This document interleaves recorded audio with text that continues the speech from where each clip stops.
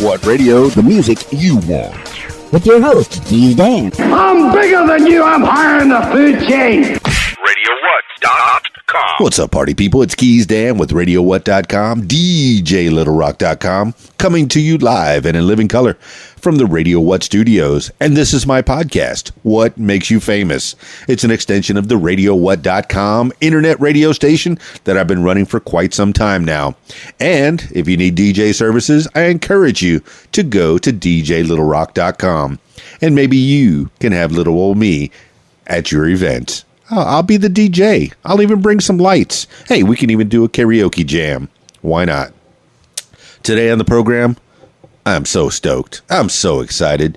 Yeah, it's the man that I've known since the day he was born. It's my brother, Ken Hughes. He's going to be on the podcast. And usually in the intros, I say, I don't know much about this person, but we're going to find out more. Well, yeah, I know a lot about this person, but we're still going to find out more. He is a fountain of knowledge. I know this is going to get political. We might talk about motorbikes. We might talk about Florida and the glory days and North Carolina and what's going on and the Navy. I know, man, he's a good family man. So I'm looking forward to talking to my brother. I know that we've grown apart geographically. We're both from South Florida, Florida Keys, Fort Lauderdale, Miami. And he's moved off to North Carolina with his family and started his thing up there. And I moved to Central Arkansas, Conway, Arkansas, and started my family and my thing going on over here. But with the advancement in technology and a little thing called the telephone and the ability to plug said phone into recording devices, here we go. It's the What Makes You Famous podcast featuring Ken Hughes. Oh, yeah, I guess I should tell you about my shows coming up this week. Tomorrow night, Thursday, I'll be at the Old Post Barbecue in Russellville, Arkansas for the Video Dance Party Karaoke Jam. It's family friendly, so be there if you're in Russellville from 6 to 9. That's every other Thursday. And then Friday night, I'll be at the Rab in Conway, Arkansas. That is a full bar in this dry county. And they have a kitchen and the pool tournament, so get involved with that, and it's a lot of fun. I'm there almost every Friday night at the Rab in Conway, Arkansas. Video dance party, karaoke jam. Come be a star at the bar at the Rab. And then Saturday I have a little event. It's a Coho, the Conway homeless. Every year they have a little event for the homeless folks in Conway. And the homeless people need some fun. And I'm happy to be there. Last year, they had a carnival theme over at the 5th Street Park. And this year, I think they're on Bruce Street from 11 till about 3 in the afternoon on Saturday. So, if you want more information on that, just follow me around. And without further ado, let's call my brother, Ken Hughes. Calling Ken Hughes now.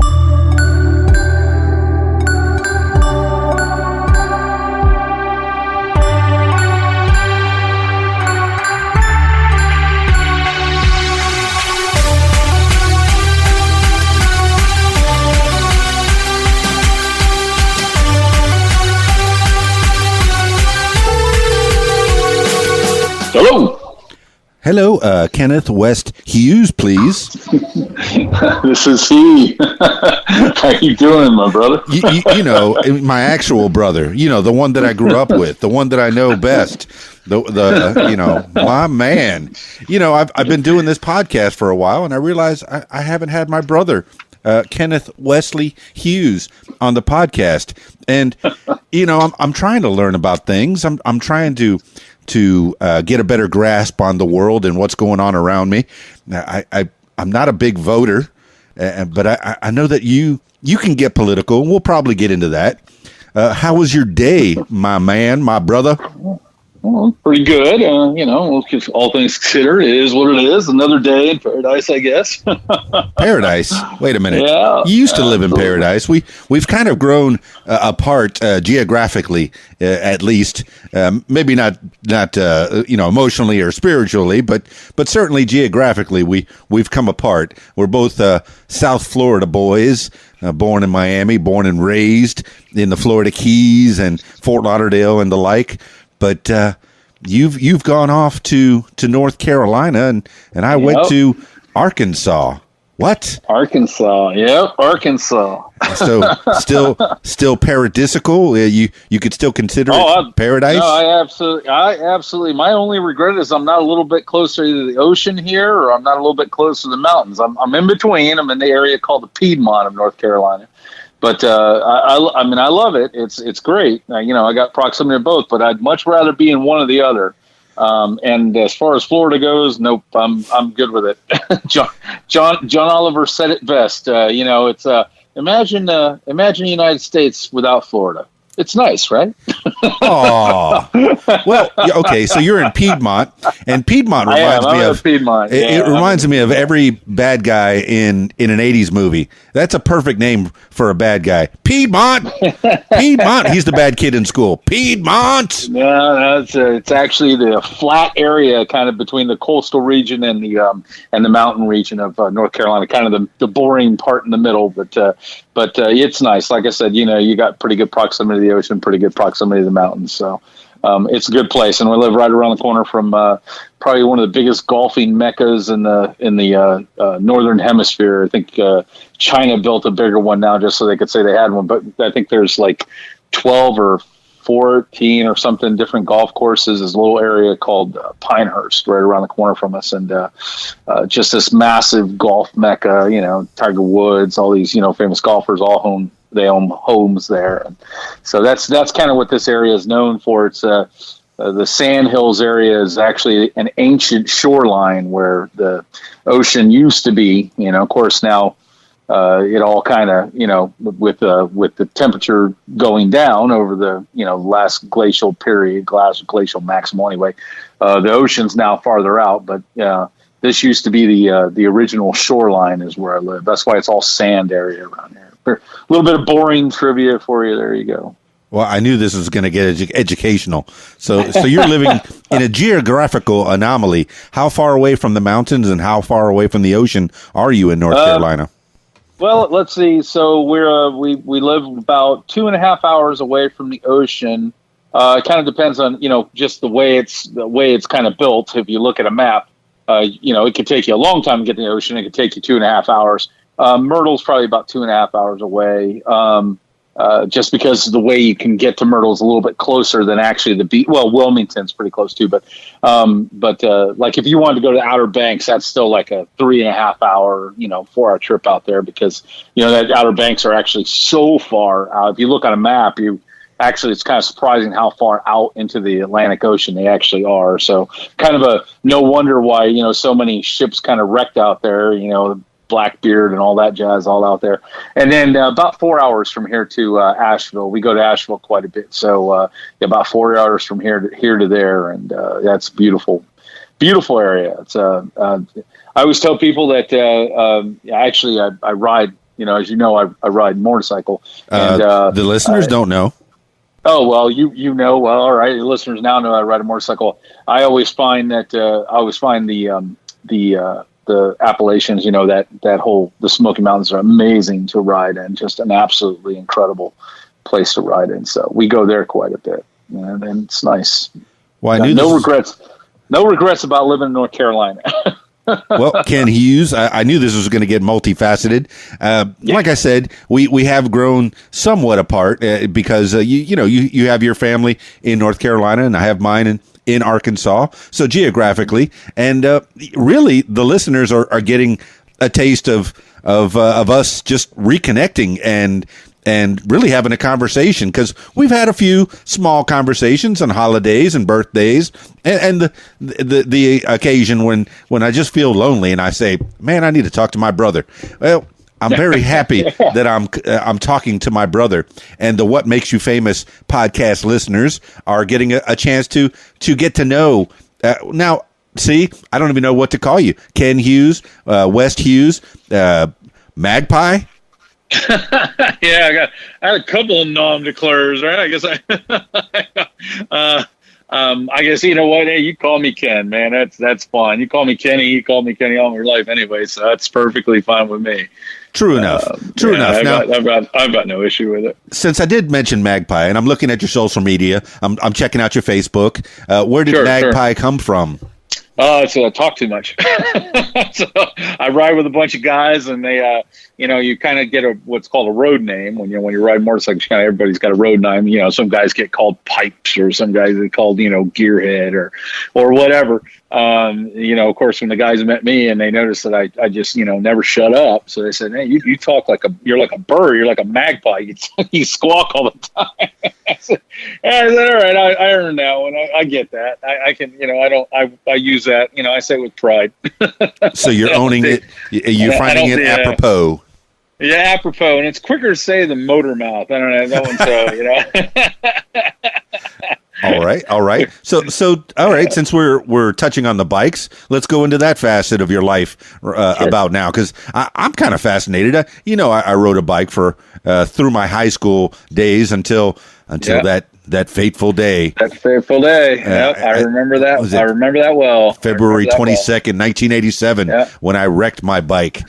And I remember that very well. I don't think I've ever actually been on a road bike since then. I did some dirt biking after that when I was traveling to the West and let's see, I think we did a motorcycle at a remote for Exito 105.5 down in South Florida for Motorsports of Miami, and they had me get on a tri-cam. It's the two, I think it was called the Spider. It had the two wheels in the front and the one wheel in the back, and they had me ride that up and down the parking lot. But I think that's the last. You hopped on a Can-Am Spider. Huh? That's a nice little whip, man. That's a bad little bike. I mean, a lot of bikers wouldn't, a lot of hardcore bikers wouldn't qualify as bike, but I call that BS. I mean, you're out there, you're exposed to the open. You don't have a cage. We call them cages. Cars are cages, and you don't have a cage around you. And you know what? You got wind in your hair. Sure, it's a Canadian built scooter, and but you know what? That's a pretty nasty little beast. I mean, those things can hustle, they can move, and I'm sure I've never been on one, but I'm sure they're a lot of fun. Well, I said, they put me on it, and it had been, at this point, at least 15, maybe 20 years since I've been on an actual motorbike, and on the street. So, I was a little timid. Totally understandable. And I still find a calling to go back on a motorcycle, and if I ever got one, it probably would be a three-wheeler, maybe a Gold Wing. But you're more of the American bike rider, is that right? What kind of bike do you have? I've actually got two. I've got a Harley Crossbones, and I have a 2008 Harley Crossbones, and I have a 2012 Harley Ultra. But of course, like every other guy that's riding right now, I want the Road Glide. So I'm probably going to trade both of them and probably sink in for a Road Glide is what I really want, a brand new one. But I mean, I like Harleys. They're air cooled. They're good little bikes. They certainly have their detractors because they are air cooled, so they do tend to get hot. You can overheat the engine, so you have to be really careful with that. Not really careful, but you have to pay attention to it. There's another company out there called Indian, which actually is actually a year older, if I'm not mistaken. I think it's a year older than Harley. It's been around longer than Harley. And they're probably the only bike in contention. A little bit of another useless trivia for you. You talked about motorcycles, so I'll bring it up. There's a company called Victory, which went out of business last year. And Victory was kind of giving Harley a run for their money. But the company that owned Victory also picked up Indian. And that company very quickly realized that if they were going to compete with Harley, which of course that's what they wanted to do, they had to really put their eggs kind of in this one basket of Indian, which was, in my estimation, a very smart move because Indian bikes are phenomenal bikes. I mean, anybody who wants to buy an Indian scooter, I would never look at them the wrong way. It's a great bike. They have a wonderful lineup of scooters, and I mean, I'm not trying to sell. I don't work for them or anything like that. but they do give Harley a run for their money, and they are a good bike. So they folded the Victory portion of their company. They closed it off, and they really put all of their eggs in this Indian portion of their company. And that company is while still not taking too much, a significant portion of market share, certainly away from Harley. They're doing good. They're making some solid inroads, and I can tell you that the dealerships are very, very excited about what they put online. Look, I call a spade a spade. I'm a big believer in the truth. So you'll find that when I talk about politics, when I talk about anything, I believe in truth. And truth is, Indian makes a very good bike, and Harley, Harley's got some competition with them. So yeah, that's my spiel on the way you want motorcycles there. Yeah, I'm looking at the website right now for Indian, and by no means, yes, this portion of the program sponsored by Indian, no, and motorcycles of the like, for that matter. But no, I'm looking at the Indian website, and I saw the Victory website has been shut down at least since September of 2017. They're no longer taking any more returns, but they will try to direct you to the proper servicing facilities. But the Indian motorcycle site is it's booming. It looks like they have a full line of Indian bikes coming out, and they look pretty sporty, pretty spiffy. They got their regular riders what is a Scout 60 and a Scout? A Scout. So they have, just like Harley does. Okay, they have different variations of the motorcycles. Every company out there has got a different variation of motorcycle. They've got lighter bikes. They've got heavier bikes. I believe Indian's heavier bike is the Chieftain, if I'm not mistaken. That's their big. They're what they call baggers. They've got baggers on the side, and it's made for the big long hauls. Where you want to go from here to here, across the country. You need to have a place to put all your stuff. So you need a lot of bags, a lot of, you have a tour pack, which is the big box on top, on the back, where you can kind of put stuff. And then you'll even put you'll tie down something on top of that and strap it down so you can access that as well. But yeah, so they have different versions. Their Scouts, their lighter, more nimble version. And then so on, and then as you go through the lineup, you'll see that the bikes get a little bit bigger and bulkier. So I can't remember. I apologize. I can't remember exactly what their lineup is for their different scooters, but yeah.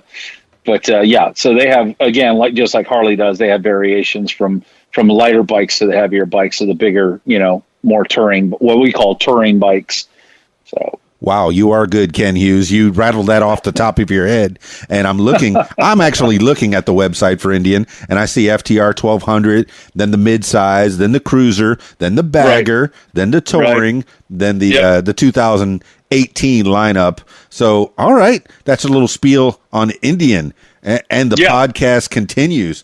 Tell about your particular Harley Davidsons that you have in your possession, and then tell about the one that you're pining for. Well, so I don't know. I'm not trying to dig into your past, but back in 1987 when you were in that wreck, I had been working. I'm triggered. I've been triggered. No, I'm kidding. I had been. Well, the irony of that is I had been working for Publix for a long time, and our stepfather at that time, as you know, Ray, he had a motorcycle, and he had the Shadow 1100. Yeah, the Shadow. Yep, a Honda Shadow, exactly. And I had been working at Publix as a bag boy, so I had been saving every nickel I had, putting it away so that I could buy a motorcycle, and so I wanted to buy it was actually the biggest, and this is kind of an interesting bit of trivia here. The largest CC motorcycle you could have when you were, this is now, mind you, in 1987 in Florida, you could be 15 years old, have your learner's permit, but you could ride on your own on a 250 or less CC motorcycle. I remember. Ninja. So, Ninja, oh my gosh, was it Kawasaki? Was it Kawasaki that made the Ninja? Anyway, they had produced the 250 Ninja that year that you got into the wreck, and if you recall, our mother looked at me and said, "There is no way you're getting a motorcycle." so your wreck delayed my plans for a little bit. They'd also made the Honda Rebel, which was also a 250cc, and they still make the Honda Rebels, still a 250cc motorcycle that they do make. You were so smart. You rattled that off the top of your head. It was the Kawasaki Ninja. Yeah, Kawasaki Ninja. I'm sorry, I couldn't. God, it's been a long time. So anyway, no, you're good. Yeah, it's so they had that's right. Honda competed with the Hurricane, so it was the Kawasaki Ninja, Honda Hurricane. But anyway, the Honda also made another cruiser style bike called the Rebel, which was also a 250cc, which I could have gotten that either, but it didn't matter. I was out of the bike, so no way. I had to wait for a while longer before I got it. And actually, I got an Enduro. I picked up an Enduro when I was living in the Keys, and I rode that around for a little while. I had to hide that from my grandmother so she wouldn't kill me. And I rode that. What's an Enduro? An Enduro is an on and off road bike. Basically, it's designed to be for use in both. It's kind of what a lot of guys will call like a, I don't want to say a flat track racer, but I guess, yeah, kind of like a flat track racer. It wouldn't be like a cafe racer. It'd be more like a flat track kind of racer. But basically, it looks like a kind of a dirt bike, but it has, it can be used on road. It can actually travel on road. So I bought that as an aside. I had that hidden at a buddy's house on the islands while I drove around my junker car, that you have when you're in, high school and, you've got the beater car. But I had this motorcycle that I had, bought from somebody where I was working. And I kind of kept that at their place. And I rode around that whenever I could. You hid that very well because I didn't even know you had a motorcycle living in the Keys. I could not let anybody find out about that because if our grandmother would have found out, she would have been very hostile with me. She was not happy about it. She still, even to this day, when I ride down, I rode down there 2 years ago, and she's still nervous about me being on a motorcycle because of your accident. So, oh no, she said if I ever got a bike again, I'd have to run her over with it. So, mommy, no, I'm not getting another bike. Yeah, right. I don't want to run my grandmother over. Nope. Okay. so that was. And that was that an Apollo Enduro? What kind of Enduro was it? Oh, that was a. Oh my gosh, who made that? Was that I think it was a Kawasaki or. Oh my god, I don't remember. I had that. It was just this old piece of junk. Junker that I could I could use when I wanted to, and if it broke down and died, I didn't even care about it. I think it was a 125 or something. I can't remember what it was, or maybe it was a two. I can't remember. I do not recall. I do remember that when I rode bikes, it was in high school, and I was under 18, and I did have to abide by the 250 rule. My first bike was a Honda 200 CRT, if I'm not mistaken. I know I had the 3-wheeler previous to that. Right. We had fun exchanging back and forth and wrecking on quite a bit in the Everglades of South Florida. The Honda 185S, I remember that. Like, that was a bike that I will always remember till the day I die. I love that 3-wheeler. Yeah, and I don't even think they make those anymore. They don't make 3-wheelers. Yeah. No, they don't. They really don't. I have chance from time to time to go to the Honda in Russellville, Arkansas, and I see that they have them displayed like up on a shelf, like a historical reminder that was a thing that they had. And I always point up at the one that I had. I went, oh, look at that. I had that one. And it had in 1982 or 3, it was the first year that they had the front spokes that were that had shock absorbers on it. And I remember all the kids in the neighborhood were quite jealous of that, and they wanted to trade bikes with me from time to time so they wouldn't get all roughed up by their motorcycles. Yeah, because of the shock absorbers. But I remember running into a tree, and the handlebars never were true after that. And the first night that Mommy and Poppy, our grandparents, actually bought that for me, and because I had some good grades, I guess, and I took it around the block at night, and I took corner number 1, no problem. Corner number 2, no problem. Corner number 3, Yes, I ran my leg over because I put my foot down, and I wrecked my pants and my good shoes. Of course, it was nighttime, so I limped into the house and quickly changed clothes, and none was the wiser. And I don't think I've ever told that story to many people, if I ever told it at all. So that was day one on a motorcycle. Yeah. Yes, well, I ran my own foot over. Yeah. That's why I was. Now we had a couple of kids in the neighborhood, and this is, we're going back. We're kind of on a 3-wheel story, but oh yeah, we're in Fort Lauderdale right now. Exactly, we had a couple of kids in the neighborhood, and they wouldn't wear helmets. And I remember looking at them and thinking to myself, that was just, to me, that was stupid. Even as a young kid, I was maybe all of 11, 12 years old, and I knew better because those things were just meant to throw you off. And it wasn't a bad thing. They were a blast. They were a tremendous amount of fun to ride. And it was a shame that they outlawed them. They outlawed them because people didn't know what they were doing on them. And that's a real shame. But because they're no less dangerous than a motorcycle or a dirt bike. I mean, they really are. They're phenomenal to ride. And that they outlawed them was just really a testimony to the dumbness of people, being on them, not having the proper safety precautions, not knowing how to actually, drive them, which was a huge problem. And a lot of people, one thing you had to learn on those 3-wheelers was that you don't turn with the front tire, you turn with the rear tires. And it was very complicated. People didn't understand that because they're like, well, the front tire turns. But if you try to turn that front tire at full speed, that bike is going to start flipping down the road on you. So you had to get your butt out and actually kind of push the back end around the corner. So you had to learn how to do that. And so a lot of guys couldn't, and that's why they would wreck those things. And that's really ultimately why they stopped making them, why they outlawed them and stopped making them.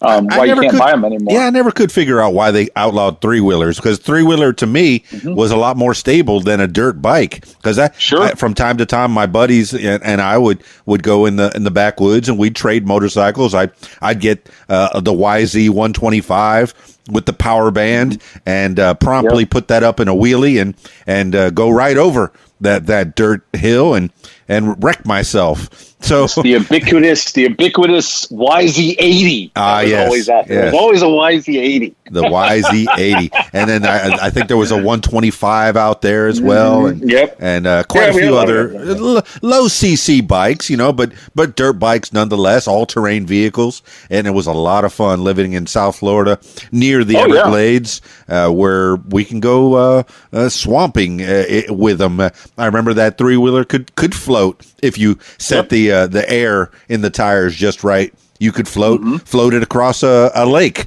and promptly be scared by the alligators and the snakes. But that's a whole other story. They were more scared of you, but I know what you mean. And and actually, it's funny because a lot of people don't realize where we live. And, we were really within, I would say probably about a good golf game's distance from where we lived to the 27 Mud Pit. And 27 Mud Pit was a popular hangout for, Bigfoot had been out there. Gravedigger had been out there. So there was some really, really nice, well-known and in their early on in their life, if you will, there was some who would now become staples of monster truck shows. That's one place where they would go and practice this 27 Mud Pit. And we were, like I said, about a good golf game's distance from there, maybe about a half a mile tops from where we lived and we didn't even have to get on the road to get to it. You could be all back, trails to get out to 27 Mud Pit. And we went out there all the time. So, yeah. I do believe that was Holiday Isle, and it was on the corner of US 27th and Griffin Road. So real close to where we were. We lived out on the end of Griffin Road near US 27th in Fort Lauderdale. Unincorporated Broward, I guess, is what it was called. Yes. I think it's called Sunshine Acres or Sunrise Acres or something Sunshine like Ranches? Sunshine Ranches. My buddy John Canada still lives out there.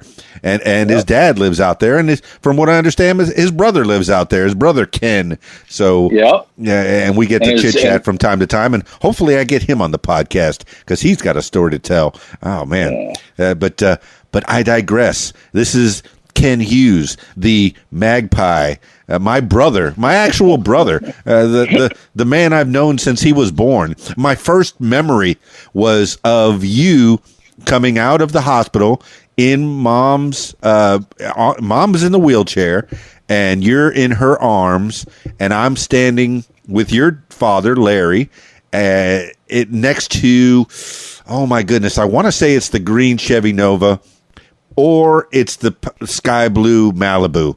Oh, the Nova seems to ring true in my head, but maybe I'm misremembering at what car he had. But that's my first memory at 3.5 years old of you, Ken Hughes. You. I think my first memory was getting beaten for accidentally knocking over a piñata at a party. Okay, all right. Maybe the childhood wasn't great, and maybe I was a large part of that. I think I don't know who knocked over the piñata. Maybe I did knock over the piñata, but I do remember getting beat for that. So that was my first memory. It's a Cuban thing. I get it. We're both half Cuban. We did have different fathers, so I got the half Irish part, and you got the half Scottish part. But your father became my father for quite a long time, and I'm very happy about that. I'm very proud to say that Larry Hughes was a big part of my life growing up, and I love the man. I do. I definitely do. And he gave me a lot of good times growing up in Carroll City, in Miami, the Carroll City portion of Miami, and so.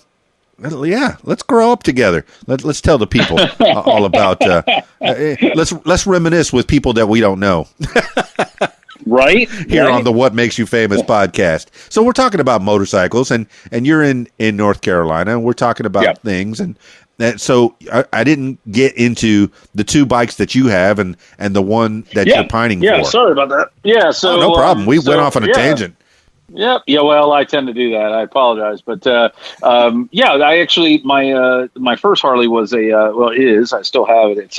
It's a Crossbones, which is it's called a bobber style bike. It's got the bobber. It's basically a seat's kind of a bobber seat where you're kind of bouncing around, kind of an older throwback, if you will, kind of to like the old 50s, the hardtails. Hardtail, softtail means that there's a shock absorber in the rear versus there's not. In the older models, it was just called a hardtail.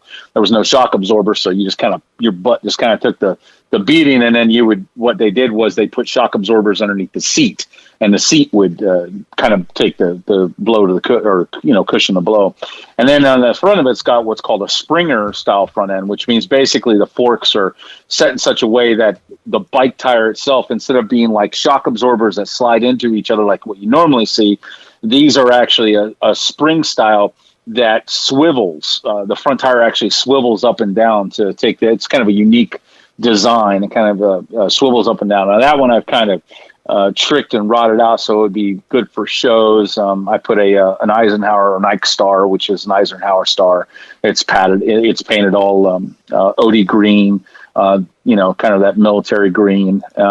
And it's got, big old ape hangers. I think I got 16 or 18 Chubby's ape hangers on it. And, it's just a really, really pretty bike. To show you the reason why I don't know the ape sizes is because I very rarely ride it. I turn it over, leave it, let it run, and then I turn it off. And then I got the Ultra, which is again a 2012 Ultra. Let's stay with that. Let's stay with the Crossbones because I'm looking at some pictures of it online. It's a single seater. Yeah, it is a single. Well, it used to be a 2-seater, but Mama got on an Ultra at one point in time, and once she got on the Ultra, she looked at me and said, "So we're going to need one of those because she's not getting back on the Crossbones again." It used to be a 2-seater, but it was an awful 2-seater. It was just basically added on, and it was just a nightmare to ride, and she hated every minute of it. So she was very happy when she got on once we got the big the touring bike. She was much happier. She got the big queen seat she can sit in and be happy and look around. And so you consider the Crossbones kind of a rough ride then? It is a rough ride. It's a hard riding bike. It's got no front, bat wing, what we call a bat wing, which is a big deflector in the front. It's got no windscreen. When you're 46, I'm 46 now, so you're 46 years old, and I got, what's it called? Radial ulnar, which is basically like carpal ulnar. Instead of carpal tunnel in your wrist, I have ulna tunnel. Sorry, not radial ulnar. I've got ulna tunnel, which means it's in my elbow. And so when I bend my elbow, my hand just wants to go numb. Well, I've got no cruise control on that bike, so my hand goes numb the whole time because I have to keep holding the throttle and I have to have my elbow bent. So it's very uncomfortable for me to ride that bike for an extended period of time. So I really pretty much just exclusively ride my other bike. That one's, again, that's pretty much just a show bike. And I mean, don't get me wrong. Yeah, you mentioned ape hangers. Are those pretty high? I guess it's like putting your hands 16, up in the air. Yeah, when you have a 16, I think it came stock with 12-inch. So what I did was I put these they're called risers, and you can put risers on it. The risers lifted already about an inch away from the actual steering assembly, and then that could be an inch or 2-inch rise, and then you clamp the ape hangers to that, and the ape hangers can be somewhere in the neighborhood they could be any size, but they raise it another 16 inches.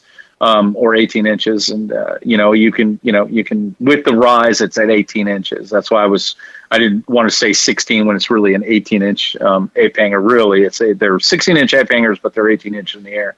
Now, the ape hanger being your handlebars, it didn't appear. Yeah, sorry. It doesn't appear to me to be very comfortable to have your hands up in the air like that. But is it while you're riding? Well, it is comfortable. It is comfortable depending on what your body is like. I have really long arms. I mean, I'm 6'4", and I've got a pretty good arm. My wingspan's pretty long, so I can get away with it. It's actually more comfortable for me to ride it now than it was when I had it stock.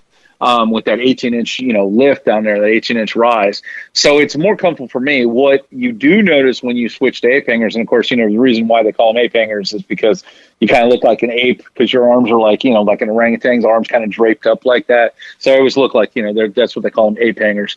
Anyway, but with my elbow, I'm sorry, I kind of lost a little bit of my track there. But anyway, I apologize. I don't know where I was going with that. But that's what I was going to tell you is the turning dynamics change with ape hangers. That's something a lot of people don't realize is when you put ape hangers on a bike. Let's say you have a bike that is a stock bike, and you have like beach bars, wider bars that are real close to the base of the bike. You turn kind of, left, and you kind of opposite turn, which we're getting into how you ride, but you turn a little bit more of a steering wheel. What you do with ape hangers is you actually have to kind of dive into the turn. I know that sounds weird, but you almost have to pull the bike over into the turn. It's really odd. But you do have to be ready for that. It's a unique, when you're used to riding a particular way, you have to be prepared for having that sensation of having to pull the bike over and almost dive into a turn. So that's the difference with ape hangers. That's definitely the unique difference. You're scaring the bejeebers out of me, Ken Hughes. Diving into a turn. Let's get away from this crossbones and go with the good bike, according to your wife. Right. Well, that's a lot of guys out there, especially a lot of older guys. They have that. They have their cruiser touring bikes. They let's see, they'll have, there's different variants, but basically a lot of guys have ultra classics. They're real common, very common touring bike. Matter of fact, probably the most common touring bike that Harley makes. And I have one. That's what I have. I have a 2012. And that one's got all the bells and whistles. It's got the bat wing, which is basically that front fender, that fairing that kind of blocks the wind, which is great because it protects your hands. Your hands don't get cold. Not to mention on the handlebars, you'll have heating grips. So they heat up real nice, keep your hands warm. It's actually, that's probably the worst part about riding a bike is when you're riding in the cold, your hands get cold to the point where it becomes dangerous. You can't feel your hands. You actually will start losing feeling your hands. Well, and not according to Dumb and Dumber when Jim Carrey had his extra set of gloves and he was sweating. Hey, poor Jeff Daniels in the back freezing. Just go, man. Just let it go. Never forget that scene. That was great. Oh, for sure. Is this the 2012 Harley Davidson Electric Guide, the red one that's on the front of your Facebook? Yeah, the Ultra Classic. And you have it for sale.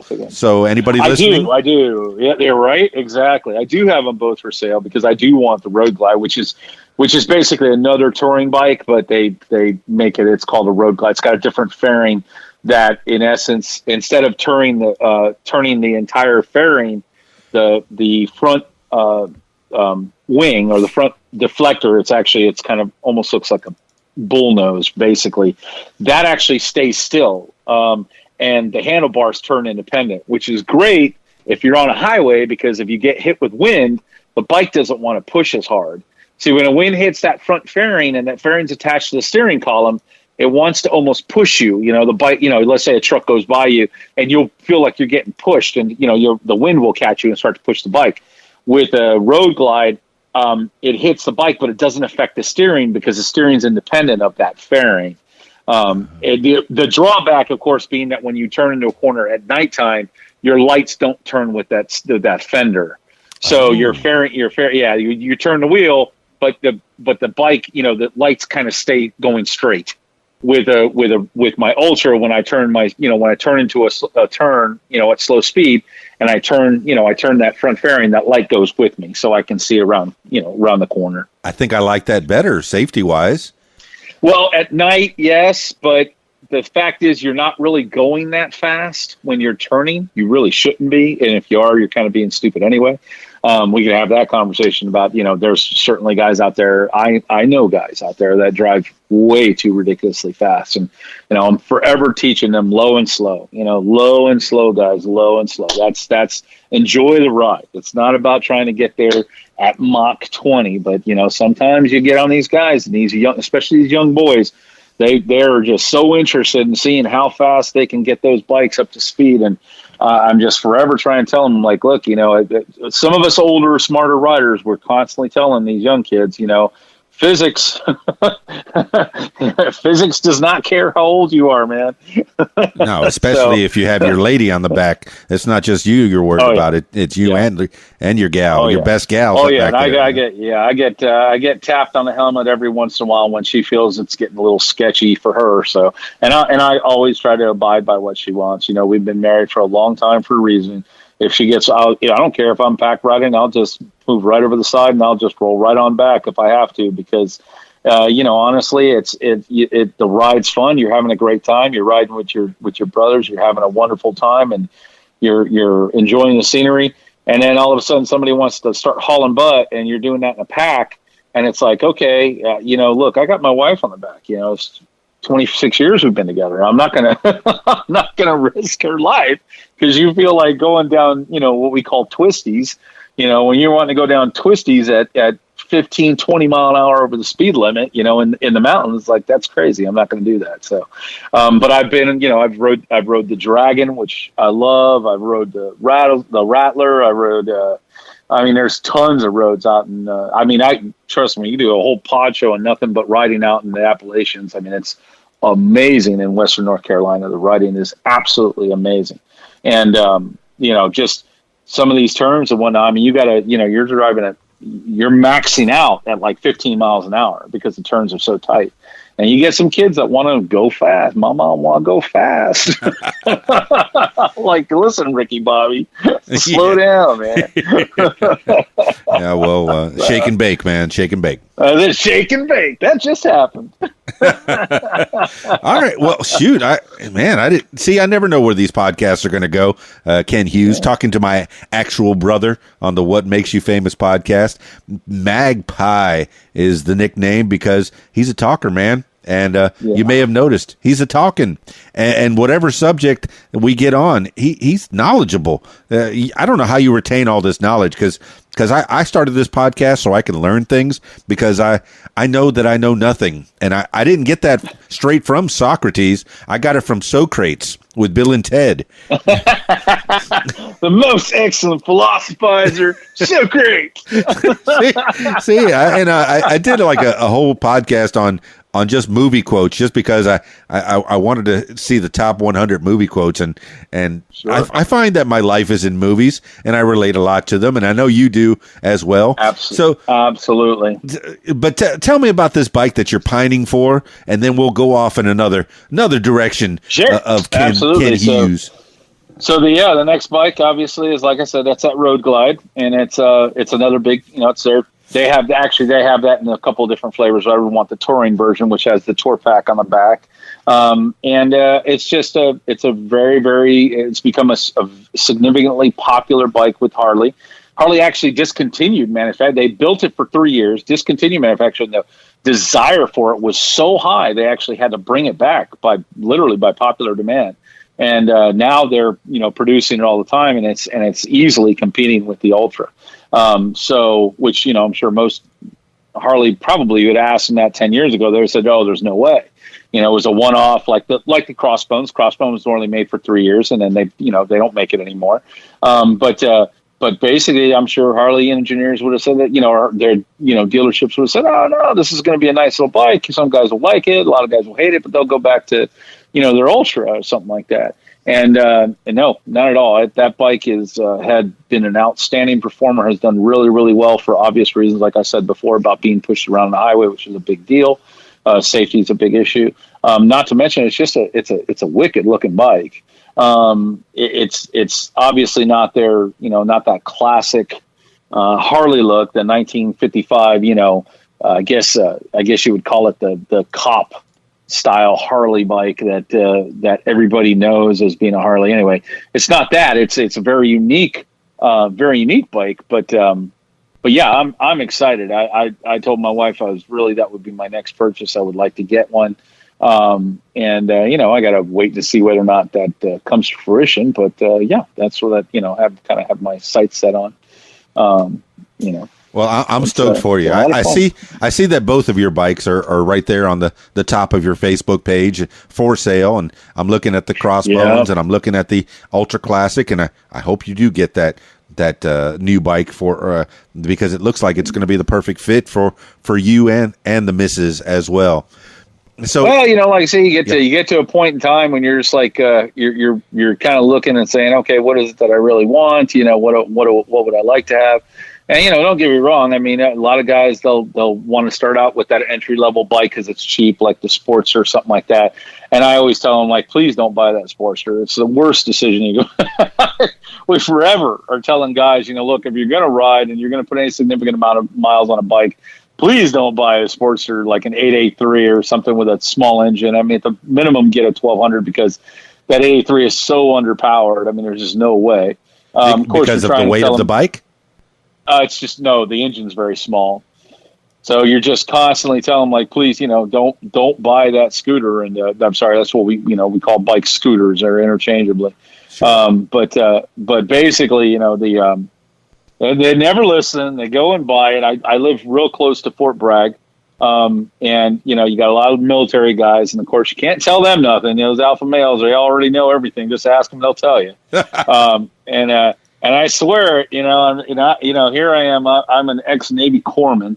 So, well, you're never really ex-military, but I'm a former Navy corpsman, and I'm always, being a corpsman, being a medical guy, I've always been a little bit more, kind of look, there's different ways to look at things. Use your brain a little bit. You got to listen to people who know.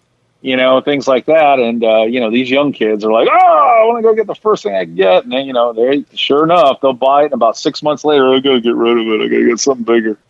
But yeah, the great bikes that they have, they've got the Road King. And that's kind of the Road King. Remember I was saying earlier, that standard 1955 Harley, like cop bike, that would be the Road King. Or what you saw in Dirty Harry is like their Road King. That was kind of the bike that's always been throughout Harley's lifetime, has always existed since they created the Softail. All right. Well, that might be the bike portion of the show. It might pop up a little bit later. But you mentioned being a corpsman, and the day I got in my motorcycle wreck was a day that will live in infamy for me as well. I was a few days away from going into the Navy, and that didn't work out because I got in that wreck and I couldn't go in the Navy. But you did go in. Yeah, that wreck kind of transformed your life, man. No doubt about it. That's a fact. And I remember that. I thought you were going Air Force, though. For the life of me, I didn't know you were going to go in Navy. I thought you were going Air Force. I had the physical, and I was ready to go in. I think I had signed some papers, and maybe just a few days later, I would have been showing up for some kind of basic, or maybe going to the recruiter. But the timelines are muttered a little bit, but you did actually get in the Navy, and you could tell a little bit about that. I did my so I wanted to join the Navy. Of course, I was living in the Keys, and I like the water. I've always liked the ocean. That's what people say. What do you regret about leaving? Do you regret leaving Florida for anything? I tell people all the time. I miss the ocean. That's it. I don't miss anything else. I miss the ocean. So I do. Obviously, I miss our family, but I mean, I if you ask me what I miss the ocean. I can get Latin cuisine anywhere, give or take. I've been down.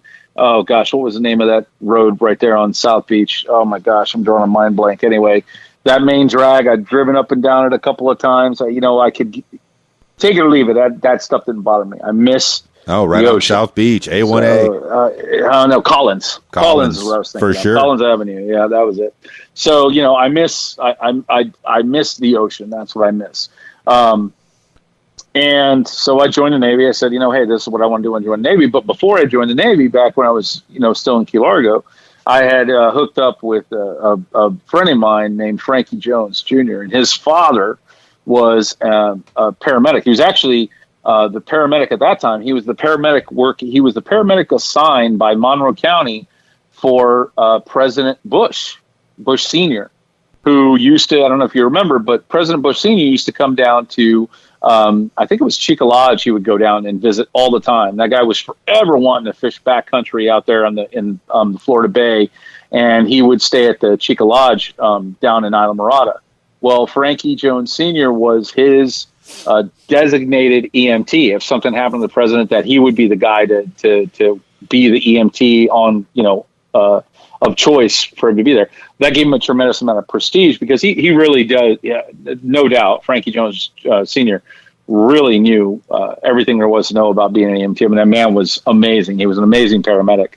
And so, of course, I kind of linking up and becoming best friends with his son, Frankie Jones Jr., we both decided kind of on a whim, hey, let's go become EMTs. And so sure enough, you could, at that time in the state of Florida, you could take the EMT class at any age you wanted, but you could not take the test until you turned 16. So my 16th birthday, the day of my 16th birthday, I took the EMT exam after passing it. And I became one of the youngest EMTs in Monroe County, and I was a 16-year-old kid in high school, and I had a beeper, big old beeper on the side of my, on the side of me that I would beep off in the middle of the day while I was, at PE or in science class or wherever I was. I could hear that thing tone out. I could turn down the volume, hear it turn out, and listen to whatever was going on the road. And when I was done with that, I would go to the EMT play, the ambulance corps building at the 103 the one at the 100, sorry, at the 99 actually. Yes. And I would go there, and that's kind of like what I did. I grew up kind of, doing emergency medical technician, going to accidents and, going to boat accidents, car accidents, pedestrian accidents. There's always something, there's always, something going on. A person who, obviously the Keys are known for drinking, so we'd have that occasional person who passed away in their home and from alcohol poisoning or just long-term alcohol use, and they just died in their house. And so we'd have to deal with that. And but it was a blast. And so when I, got to a point when I realized, hey, I got to do something with my life, I decided to join the military. And of course, loving the water, I joined the Navy. And then being an EMT, I remember they looked at me and they said, well, you qualified so high in your ASVAB, we want you to become a nuclear guy. And they were really, of course, the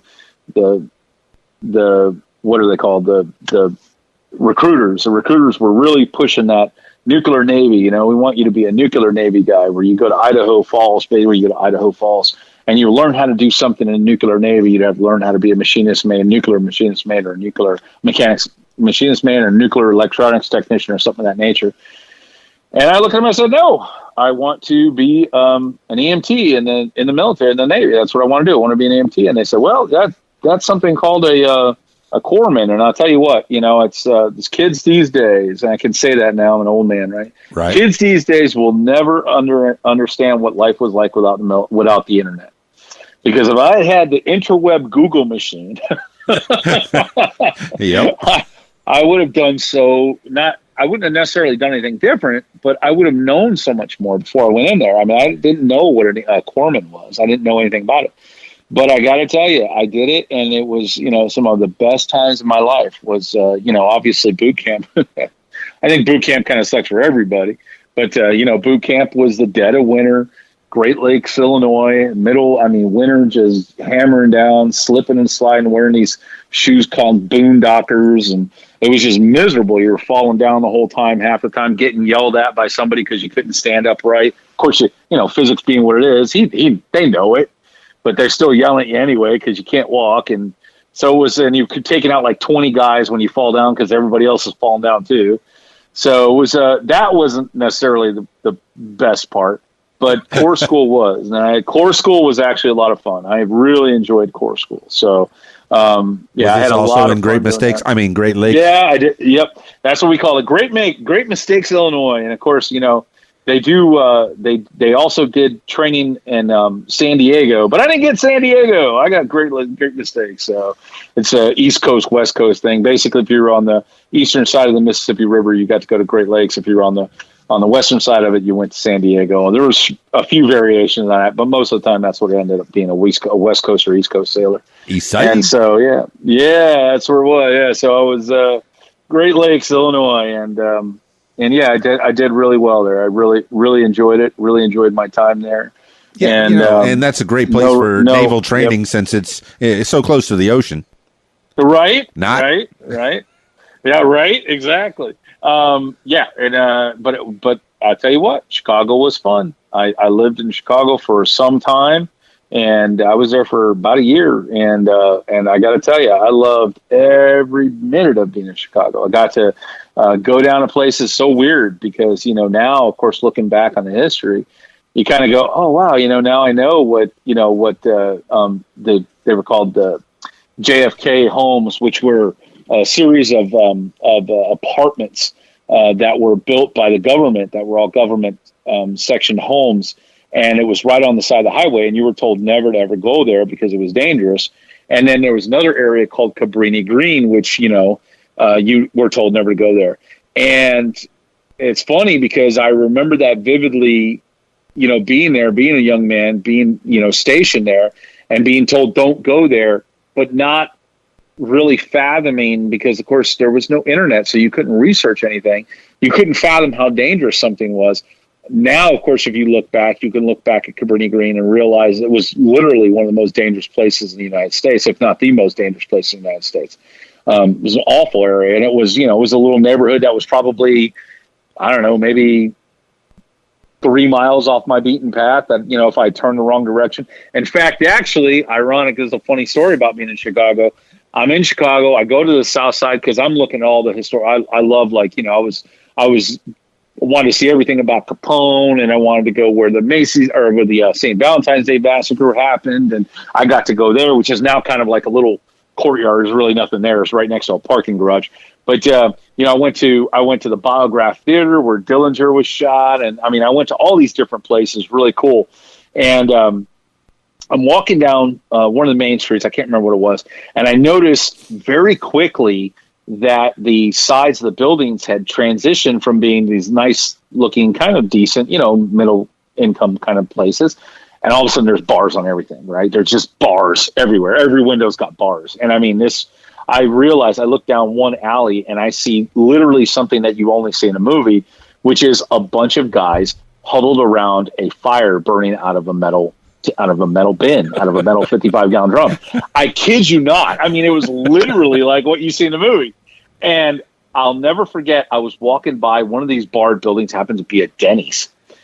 And I just, don't ask me why I remember Denny's. Cop opens up the door, looks at me. I'm not in uniform or anything, just sees me, looks at me. And I go, oh, hi, officer. And he just looks at me and goes, son, you are in the wrong place. I go, oh, okay. Well, I guess I'll just wait here. And then he's like, I'm going to get you a cab and you're going back up north right now.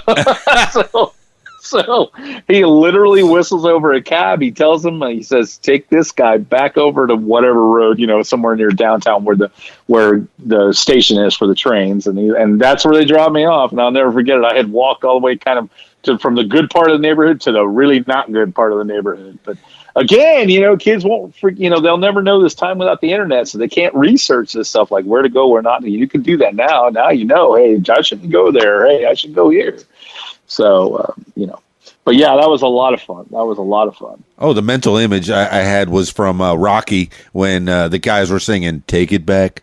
Do do do do. Yeah, you're on the wrong side of town, brother. Yeah, you were. Yep, I was definitely on the wrong side of town, no doubt about it. That officer noticed it immediately. Well, West Hughes, the Magpie, man. Okay, all right. So Chicago was an adventure. You get out of Chicago. What happened? So I got out of Chicago. I'd done really, really well in training. I had become what's called an education petty officer. It means basically I was one of the smarter guys in class, knew a lot about medicine, did a tremendous amount of training while I was there, I did some extra training while I was there. And then eventually I got my pick, since I did so well in class, I got my pick of where to go for my next duty station. So I picked Orlando. Since it's so close to the ocean. Yeah, I was like, don't ask me why I picked it. Actually, I got to tell you now, of course it was great because I ended up meeting my wife and I ended up, had a lot of fun in Orlando. But truth be told, I was young. I should have done anything but go to Orlando. But I went to Orlando and yeah, so that's where I went, was to Orlando. I worked at the recruit sick call and at the hospital, which is now the VA hospital in Orlando. NTC Orlando, Naval Training Center Orlando, is actually no longer there. It does not exist. That base was closed down. And we can go into politics on that one because that's not one of my favorite political figures that kind of worked that into her. So Great Lakes was known as being a much older base, a much more costly base. And instead, they decided to go ahead and close down the much more neoteric base of Orlando because of political expediency. Because let's just say that a person I won't name, Hillary Rodham Clinton, was from that area, and so she wanted to make sure that Chicago stayed open and that the base down in Orlando closed. So we were not happy about. What you're saying is her initials are Hillary Rodham Clinton. Yeah, her. It rhymes with Hillary Rodham Clinton exactly. Okay, I do not care for that person at all. All right. I knew this was going to get political, and I'm very happy about that because I need to have a political podcast. I need to have a political education because this country is going in a weird direction. And, people are polarized on both sides. Yeah. So, Well, I'll tell you, I believe this 100%. I say this now and I say it then and I'll say it to the day I die. People did not vote for Trump. They voted against Hillary Clinton. She was literally the worst candidate that the Democratic Party, the Democratic National Committee could front. You got to realize this. Donald Trump is a very bloviated, very arrogant man who's prone to lying. But what you see with him, you get. And people understood that. They get that he's a BSer. They get that he's arrogant. They get that he's a jerk. He doesn't hide any of that. And that really worked in contrast to his favor. If they had put any candidate with any kind of class and charisma, I'm look, Obama aside, I don't know if you love or hate him, whatever. But if you had somebody like an Eisenhower, or if you had somebody like a JFK, or somebody that really could stand to the opposite, that braggadocio that Trump brings to the forefront, it would have been a no-brainer. I don't think Trump would have stood a chance. But that you put somebody like Hillary Rodham Clinton, who is known for being very insidious, being very, very sneaky, being very very quiet about her underhandedness. And I believe that in my heart. That is what crucified the Democrats from winning that presidency. And what they did, they made it only 10 times worse by what they did between him and between her and Bernie Sanders. That the Democratic National Chair decided to go ahead and basically hand the nomination to Hillary Clinton, upset the establishment to the nth degree. I think Democrats were completely disenfranchised after she did that. After what was her name? Oh my gosh, she ended up getting fired. She had to have been fired. But she was a very good friend of Clinton. It was well known. There was nobody was hiding anything. Clinton was fronted the questions for talking points when her and Bernie Sanders went up head to head, and he still ended up doing really well. Even with her having those questions preloaded, he still did well. And I think that is because, and this is exactly what's happened, is you talked about polarization, is that the country has gone to two sides of the extremes. You have extreme conservatism and extreme liberalism. And that's exactly what's happening. They both are really kind of hating each other. And here we are, the normal, I'm an independent, I'm a registered independent.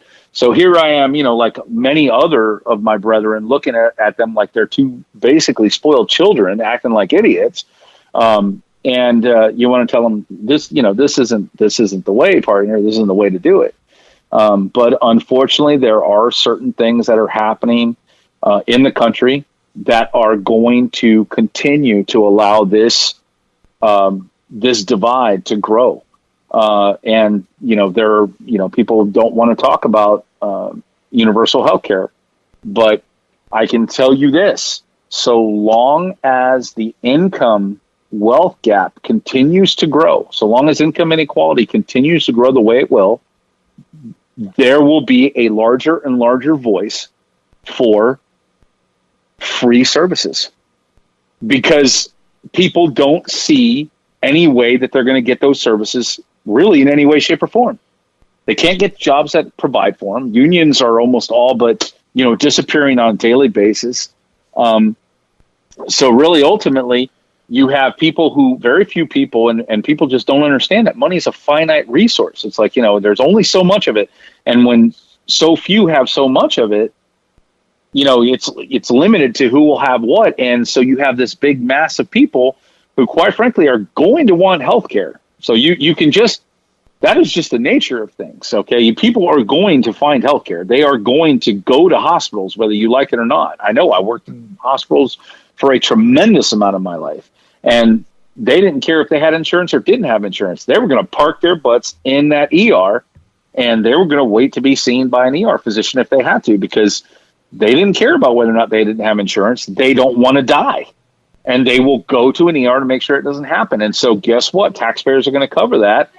And so we have to come up with a way to, if the very wealthy don't want to give up their wealth, if they don't want to, if they don't want to abrogate that, then you have to understand that people are going to want universal health care. And there's just no way around that. So those are two situations where literally the ultra conservatives and the ultra liberals are fighting tooth and nail on both sides of that. And it has become, it has really created a wider and wider gulf in our country. It really has. I have to agree, Ken, because, if you find that you talk to people on the left or the right, they generally want the same things. They want their children to be fed and roofs over their heads, and the health care is certainly who is going to pay for the health care is a question that comes to mind. I don't know how it's going to be paid. Well, I'm going to tell you right now that is the big one, and even more so than helping with college, even more so than the healthcare. It's very arrogant to look at somebody, and I say this all the time. People, I have, with my 4 kids, 3 of them are type 1 diabetics, and so it's very arrogant for somebody. I talked to, again, I live real close to Fort Bragg. These guys are very hard ultra conservatives. Many of them are huge Trump supporters. They wear the MAGA hats, the whole 9 yards, and I I don't begrudge them that. I understand that they have an opinion. Sometimes, like anybody else, they go overboard with it. They do take it a little bit crazy. But I don't begrudge them their opinions. And I will tell you that they will say things and then not understand the ramifications of what they're saying. They will say something like, no, universal health care is idiotic. I'm not going to, they'll say that's communism. And of course, it's very difficult to it's very difficult to change people's passions with intellect. It seems like what they've grown up with. Whatever Grandpa taught them.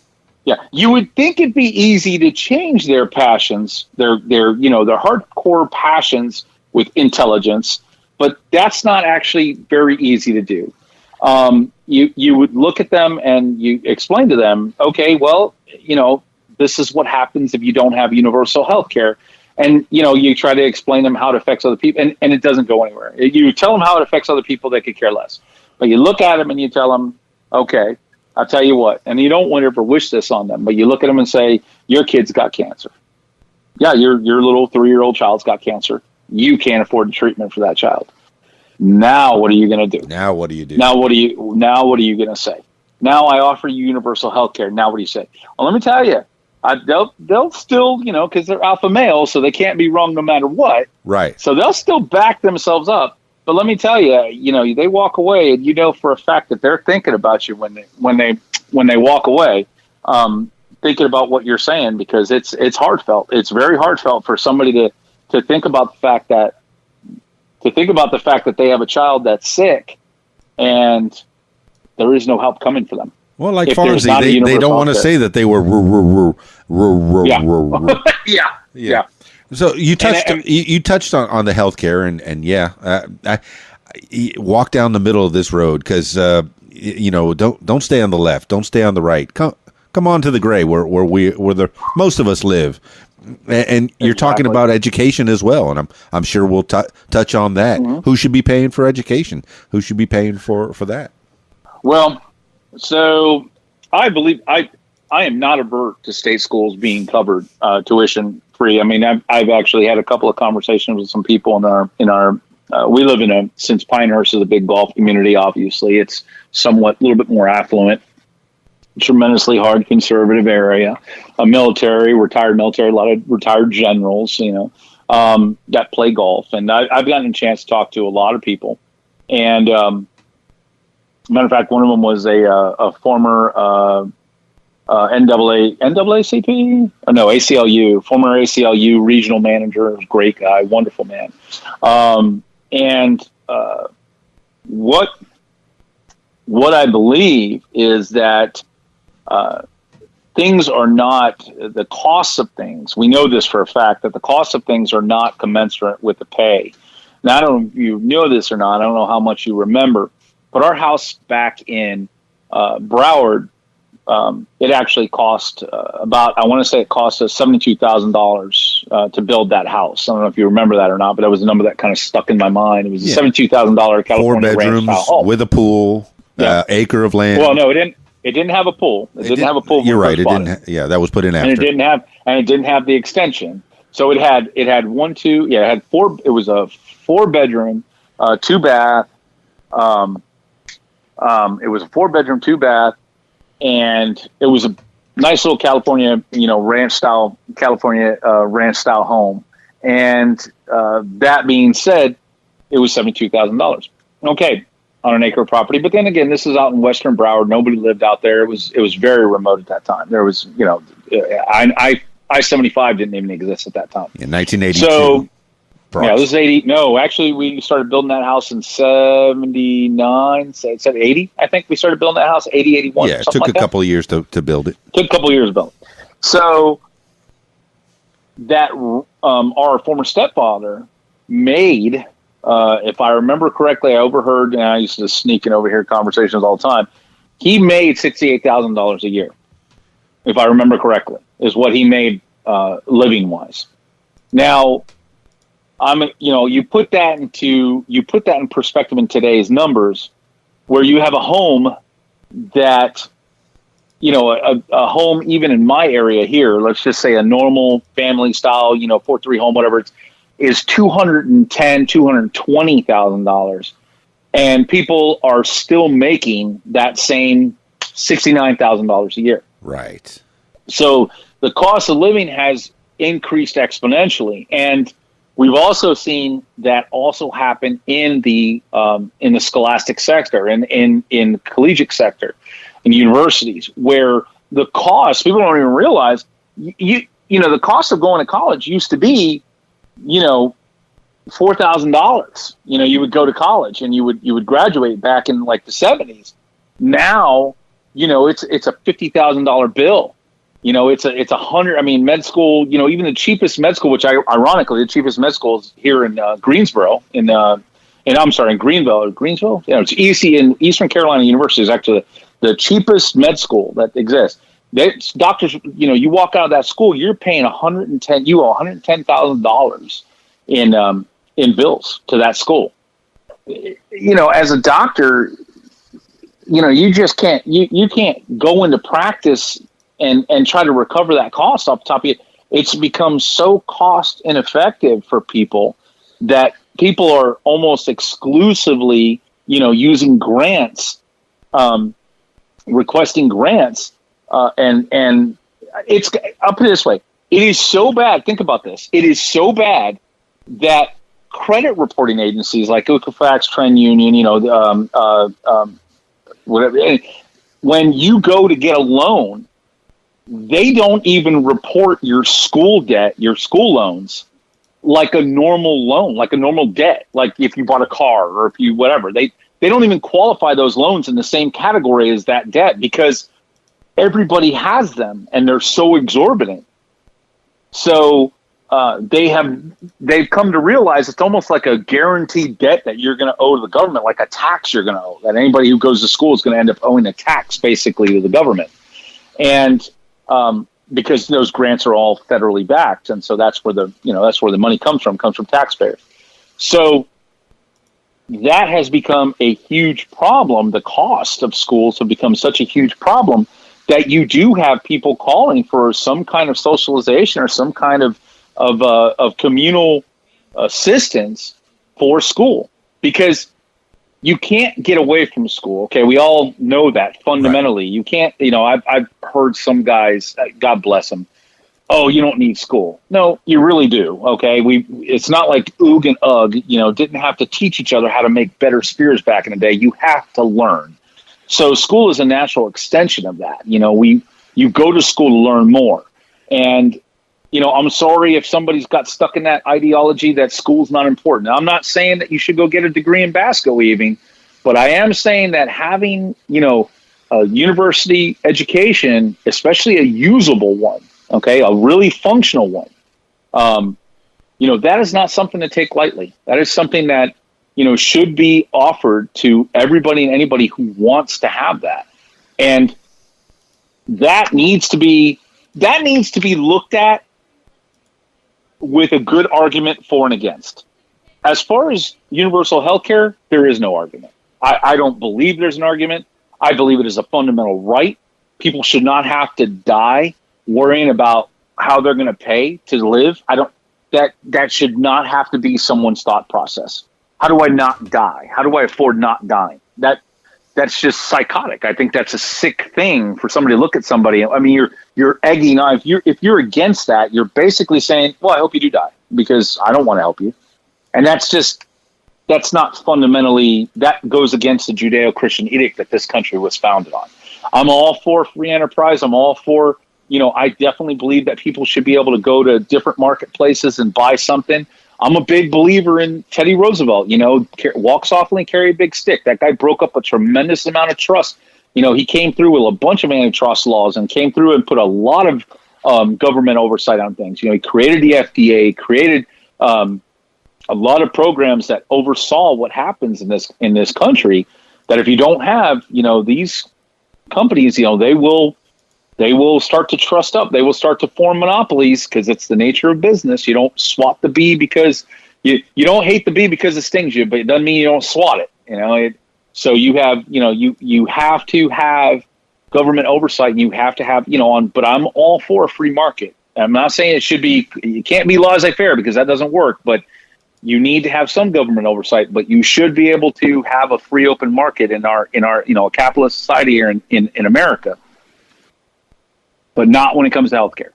Healthcare has to be where that dollar has to be, that buck has to stop. I mean, you have to stop that cold. People should have the ability to get some, if not all their healthcare, without having to worry about what's going to happen to them. Man, I'll have to agree. Yep. And if you're, you hear people talk about Canada, and you will hear every conservative from, Mitch McConnell on down will say to a man how Canada's got this problem, Canada's got that problem. Well, you go to talk to Canadians, they're like, yep, don't have that problem. Yeah. They'll flat out say, have no idea what you're talking about. Well, I mean, I've heard good things about Canada, but I don't want to live there. And that's not because I don't like Canada or Canadians for that matter. They seem like nice people. It's just too darn cold. Well, you give that. Let me tell you something. You give that a certain amount of time, my friend. It won't be cold for long. That's going to be the nice new temperate zone. So, yeah, make no mistake. Okay. And that is. So yeah, we're going into climate change on that one. Well, that's just a given, and I feel bad for anybody who doesn't believe it at this point in time. I mean, President. It's funny because I've had guys still come up to me, and I'm a huge proponent of the truth. Again, I'm a big truth seeker. I mean, that's what I do. I don't necessarily have an opinion one way or the other, but I believe in the truth. Now, I have an opinion about healthcare. I have 3 kids that are type 1s, so of course I'm gonna have an opinion on healthcare. I've been in the healthcare field. Of course, I'm gonna have an opinion on healthcare, but with almost every other subject, I'm open to listen to anybody's argument. I'm not a big believer in illegal immigrants. They should have a path to legalization, but you should not be coming here illegally. Okay, my forefathers, our forefathers didn't when they were coming over to Ellis Island. They went through Ellis Island. So there should be a path towards citizenry. You'll get no argument from me. And you just can't be jumping the fence and just saying, "Hey, I'm here," and then go and doing your own thing. There's a whole slew of problems with that. Although the wall to me is just, it's not a viable answer. Well, and that can be argued. There are airplanes and there are tunnels. Do I think that that's more Trump wants to build something for Trump? Yeah, possibly. Possibly. That's who he is. That's who the man is. Of course he's building. He's basically building a gigantic phallus the length of the Mexico border. That's so he can stamp Trump on it. Across it. So it says Trump in big letters, right? I mean, and that's fine. Look, I don't begrudge the man for who he is. He's a braggart. I mean, that is what he is. And we knew that. And we knew that going in. So I'm good with that. But that being said, I'm a big believer and a proponent of the truth. And there just simply is no argument to say that climate change isn't happening. Now, I can tell you that there are guys that I know that will absolutely 100% argue with you. And I've now gotten it down to the point where I don't even really debate them anymore because I just don't find it's not worth my time. All I do is I tag NASA / it's nasa.gov/climate. And I just literally highlight that and I'll drop that and I'm just like, here, research this. And then I'll usually tag something on it like, hey, here's something from a bunch of guys that are smarter than you are. Right. Just kind of letting them know. I know you think you're really intelligent, but you're not NASA intelligent because if you were, you'd be working for them. So I kind of put that in there. And yeah, of course, I'm being, my wife, she'll tell you I'm a very cynical and very snarky guy. But I believe wholeheartedly that if you just can't see for the forest for the trees when you're standing in the middle of it, then I don't know. There's going to be a point in time when, I kind of feel like somebody's going to be like, I don't believe in climate change while they're standing on the roof and, the floodwaters are rising. And they're going to be like, I don't believe in climate change as the water's coming up and now engulfing half their body. I don't know when. I don't think that there are certain people out there that are going to ever believe in climate change. Trump has admitted climate change is real. McConnell has admitted 100% climate change is real. It's happening. There's nobody left anymore that is arguing about climate change of any merit. Every report that's been coming out has proved it's. In fact, I didn't realize this, but in England, they won't even argue it anymore. They don't allow it on TV. Like, they just won't have a debate. They don't let anybody even say that climate change is not a real thing anymore. They just, because the consensus is so overwhelming. It's, at this point in time, England looks at it as like you saying that the sky is not up. Okay, yeah, the sky is up. Okay, there's no debating that argument. There's no argument there. So they look at climate change the same way. Climate change is happening, is man-made, and we need to control it. We're not going to have any more wasted debates saying, let's have somebody say there is no such thing as climate change. There is climate change. It's happening. And now we just have to figure out how to stop it from happening. In fact, I think really we're like the last. Now I can't say that. I'm sure that Russia and China probably, they'd be arguing it as long as it benefits them. Right. But as far as like a truly democratic society, I think we're probably the only country left that doesn't believe, that has people still detracting on climate change, which is just, again, it's idiotic. It really is very, very, very silly notion when you have that much proof. When you have the president that you stand to and say, "Oh my gosh, this guy's great. Makes America great again. Huge going to make America hugest country." That's a good Trump. more power to him. That even he said, "Okay, I admit there must be some climate change." So yeah, even he's pretty good. even he has said it. So at this point in time, you kind of look at him and say, "Look, I don't, that you're going to be stuck in that little, in that bubble that you live in, and there's not much we can do for you at this point in time." So just kind of, for people like that who are just still kind of opposed to climate change, I don't listen to their arguments more than I just kind of, I don't want to say ignore them, but I kind of look at them and say, okay, I kind of, almost like you're, okay, kind of ignore them and just move on and say, okay, we're going to fix it for you, even though you don't. Even though you don't agree with it, it's okay. Just don't agree with it over there, and we'll just keep trying to fix it over here. So, and hopefully it'll help you too. So that's kind of where we are with climate change. Well, yeah, I'm looking at that site that you recommended, climate.nasa.gov, and it looks like it's a good resource. I'll put that in the show notes so people can have that as a resource for if they want to know about climate change. And I agree, it is real. It seems like I'm agreeing more than disagreeing, my brother. Maybe because we grew up together, and maybe because we had similar paths. I mean, I was an EMT myself, and in the fire department, and I didn't quite get into the Navy, but I wanted to head that way. And I turned towards radio and what have you, and other Joe jobs. But the DJing thing is fun.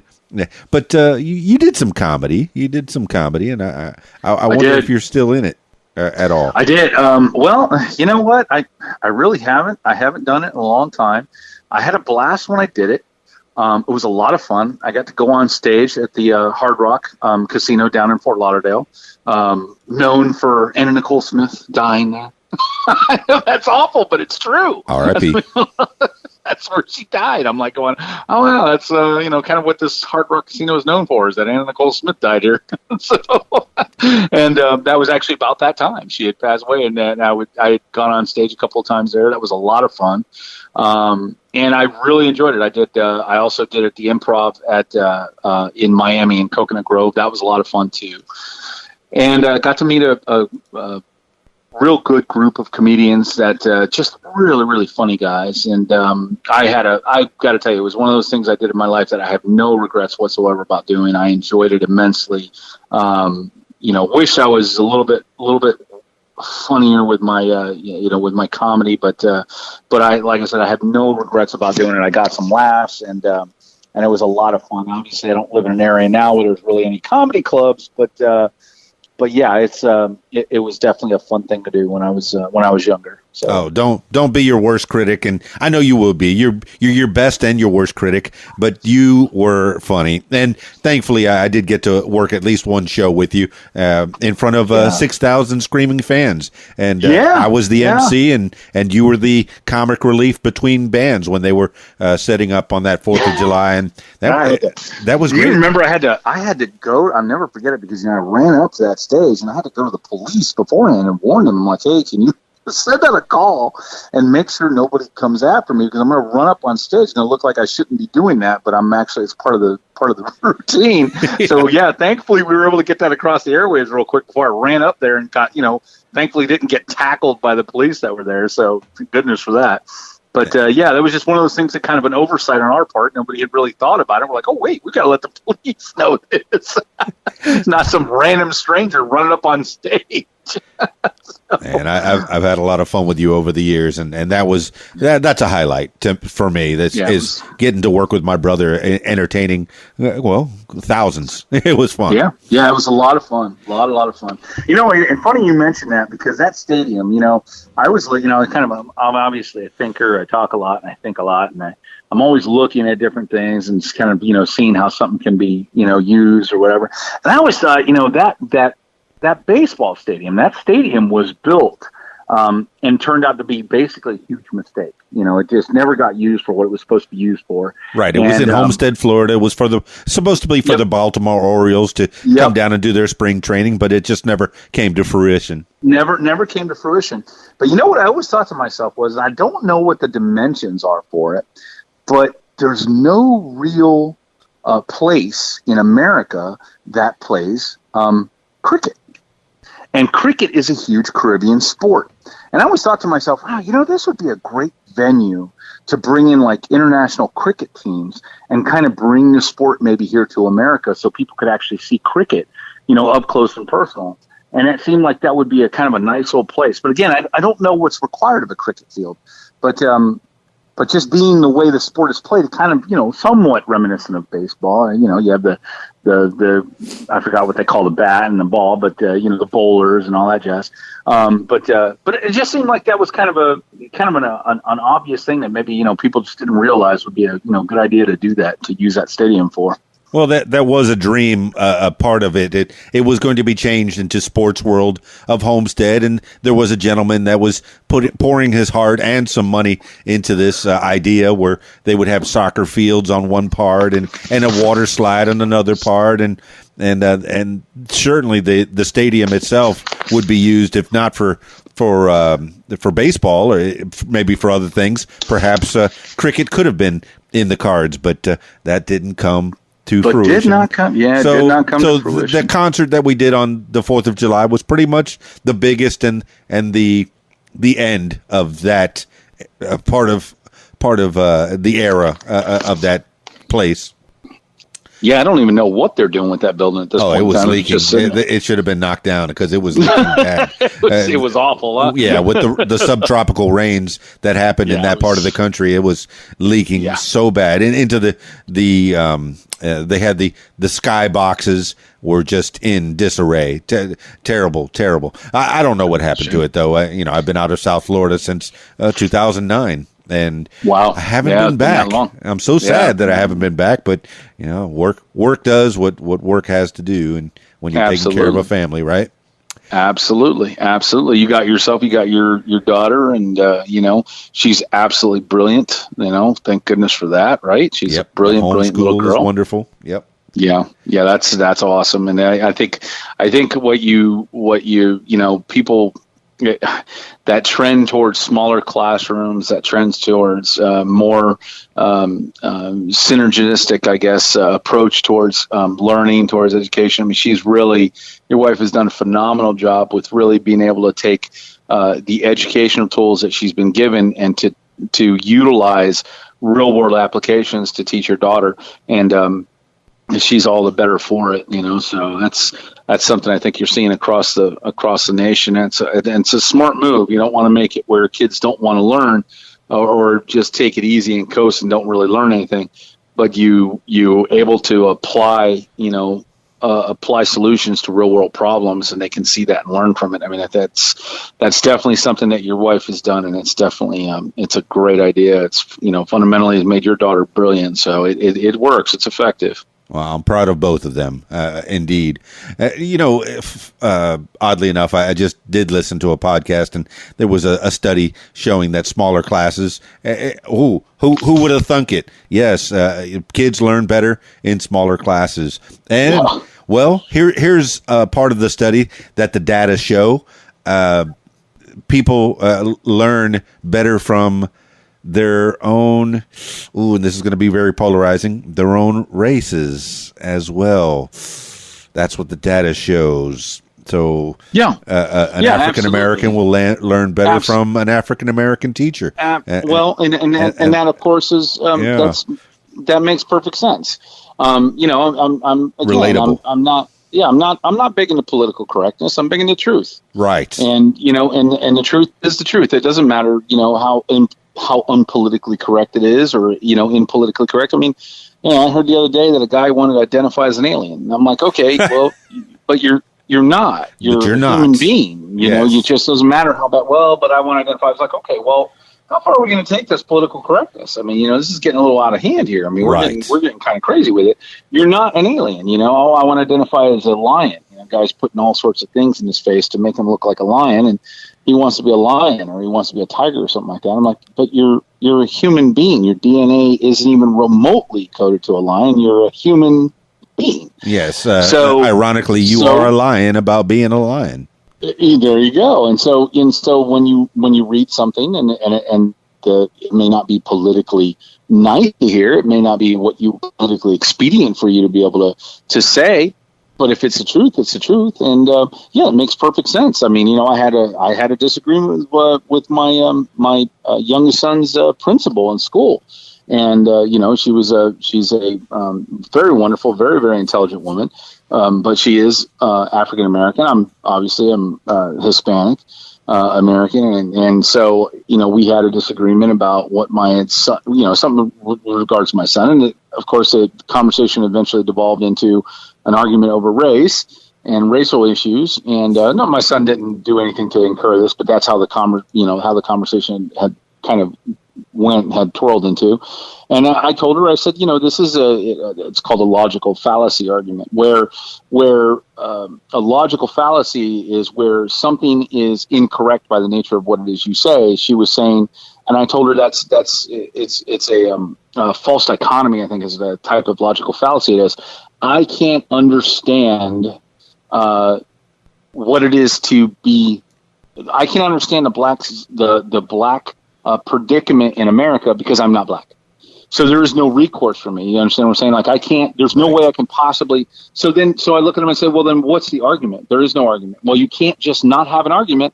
You can't have not a debate. That's totalitarianism. So you can't do that. So now where is the place where we can, have some kind of debate where we can have some, and, of course, you get somebody who gets stuck. They're like, well, no, there is no debate. Well, then we're back to being totalitarian.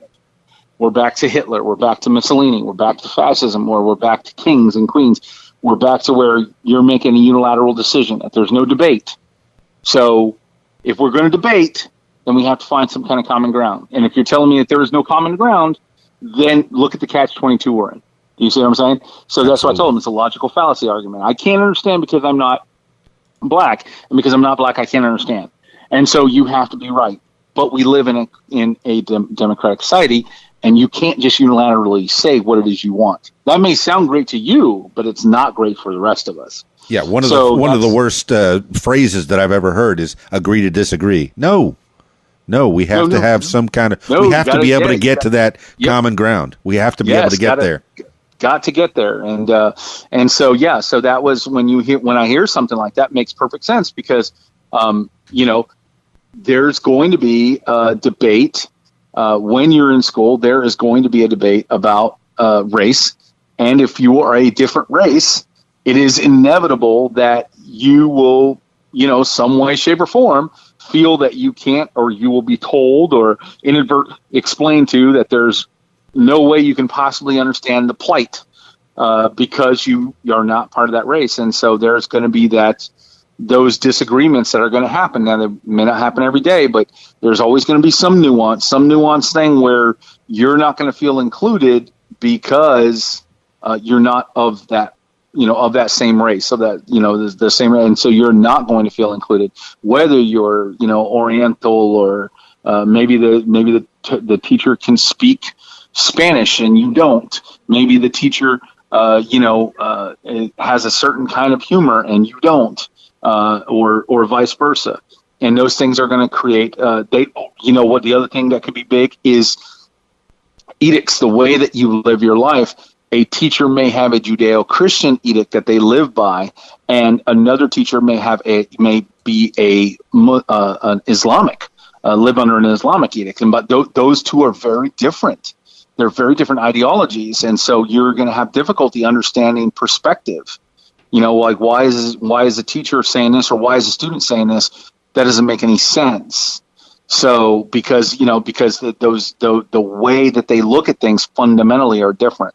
And so that's going to translate into that teaching ability, that student teacher ability, for that to be 100%. It's going to be mitigated. It's not going to be 100%. Maybe it's only going to be 50%. Maybe it's only going to be 25%. And so that makes perfect sense that a student of one persuasion and a teacher of the same persuasion would be much more effective. So segregation, playing devil's advocate. Oh yeah, no. I mean, I absolutely listen. I understand exactly what you're saying, and you're right. It does. Kind of going, oh wow, well, when are we going back to segregation? No, I'm not saying that, but I am saying that there's a difference. I'm not saying that. It doesn't surprise me. I'm not at all shocked, and I certainly understand why. Now, what we do is we take that why, and we work to bridge that gap. We work to somehow, bridge that gap so that why disappears. That's what we have to do, is that we identify the issue. Well, first we determine it is an issue. We identify the issue, right. and then we actually correct it. And through correcting it, we kind of like oh gosh, what was that Warren Beatty movie where he never forget that one thing. What was it? Where he was a politician and he was trying to, kind of become more of a general man. What was it called? Back in the early '90s. I forgot the name of that movie. Anyway, he was a politician, and basically he came to the conclusion that, we need to basically fornicate ourselves into one race. And I was like, wow, that pretty much sums it up. If we could pull that off, that would solve a lot of problems. Was it Reds? No, not Reds. It was Bulworth. Oh, Bulworth, yes. Bulworth. Yep, Bulworth. He's absolutely right. Art imitated life on that one, where if we could just, basically get ourselves out to we're all one race, I think that would pretty much solve the problem. So, well, I suspect that's going to happen. We'll all be brown or something like that. Well, you saw. I mean, I don't know how well you are versed on current events, but today Congress was looking at payment for slavery. They hadn't looked at this issue since 2007, and they're looking at it again. And they want to introduce a bill that considers repaying or some kind of what's it called? When you pay reparations. Reparations, thank you. Yeah, 40 acres and a mule. I wanted to say repatriation, but see, if I would have said repatriation, I would have been labeled I would have been labeled. I would have labeled everything in the book because I just couldn't come up with the right word. But anyway, reparations. They wanted, they're talking about reparations, and you got to look at them, and you got to look at that situation. Look at congressmen, and it's a small movement. It's not a big movement. It's just it's kind of a politically correct thing to kind of be on push on. But you want to look at them and say, okay. So let's say we do reparations. Let's say we do. I want to say repatriation again. I can't say that. Reparations. My gosh, that is such a slippery word right there. All right. So reparations. Let's say we pay reparations. You want to look at them and say, okay, we paid all the reparations. Is that it? Is racism over? Right. Is that where we're at now? Did we paid it off? Are we all done with racism? No, of course not going to be done with racism. It's not going to, racism is a slow problem. Throwing money at it like that is not going to, of course everybody wants to get money, so nobody's going to say, no, I think that's a terrible idea. Of course everybody's going to say, yeah, I certainly wouldn't mind money. But it's not going to fix anything. But I thought racism was over when we got a black president. Well, exactly. And it's not. Racism is just going to be one of these things that, look, I don't consider myself a racist person, but the fact that I even say that, some people could say, well, that's racist. Right. Right. There's racist thoughts. I mean, in anyone's head, in my head, there's going to be a racist thought, whether I act on it. It's just I'm a victim of teaching, upbringing, nature versus nurture. If somebody said something racist, it's stuck in my head. And if that particular situation happens again, I may think that thought and go, wait a minute, I shouldn't be thinking that thought. It's whether you act on it or not. That's what makes us human, or good people. Absolutely. And I mean, do I think racism should exist? Absolutely not. Of course, I don't think racism should exist. Right. Do I think that do I think that I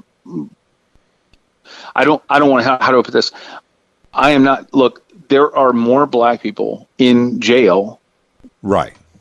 Because they break the law. I understand saying, well, it's a fundamental fracture of how our social structure is. I get that. And I truly do.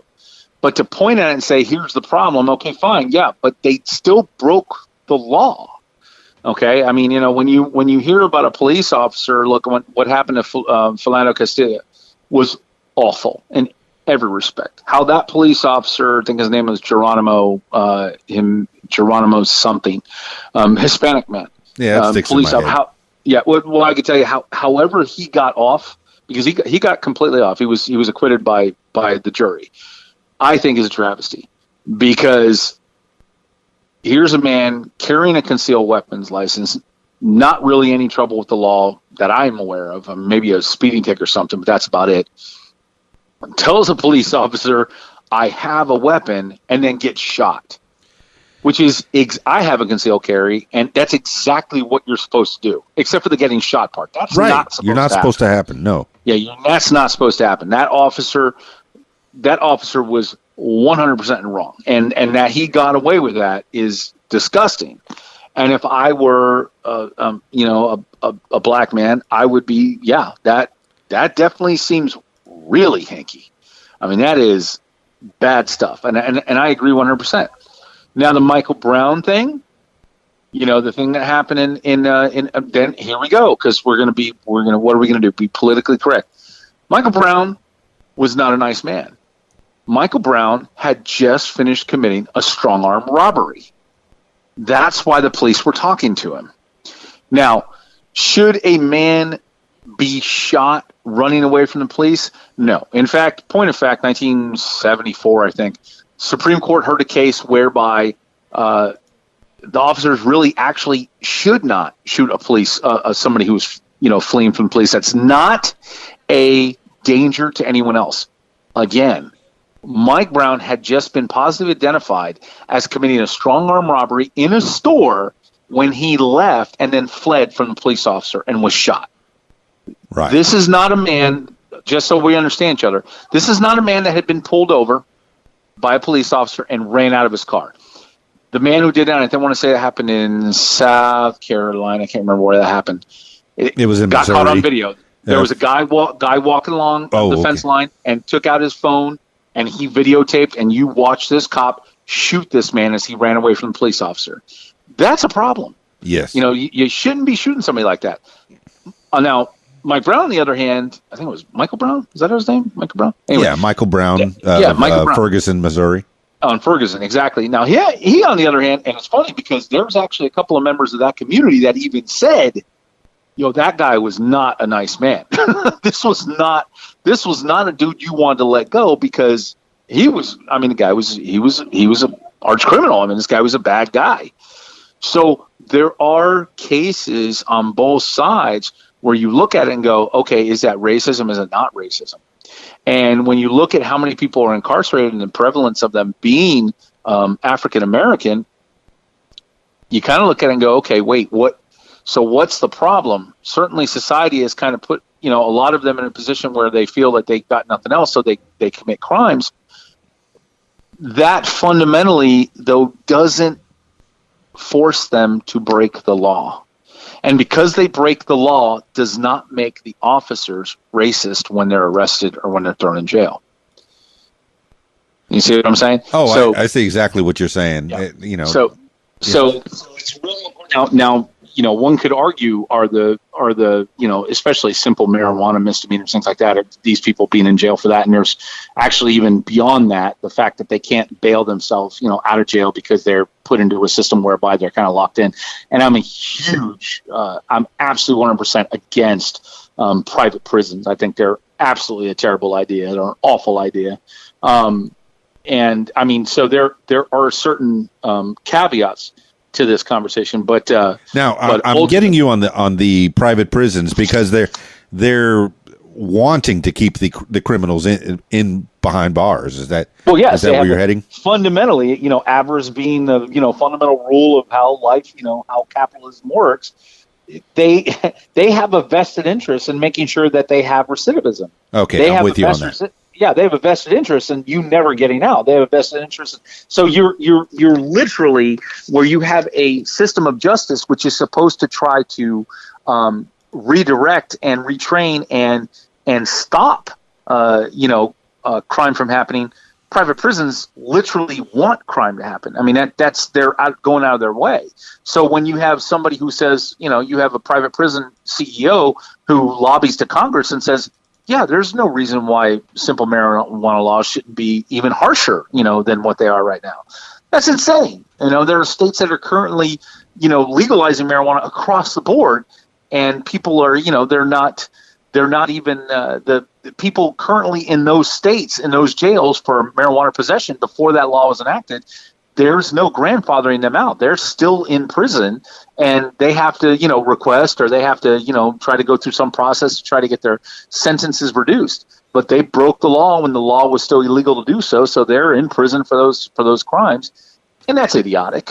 I mean, yes. That's you kind of look at it and go, well, why do you have these people in prison? I mean, you already determined, the state has already determined that this drug is like not an issue.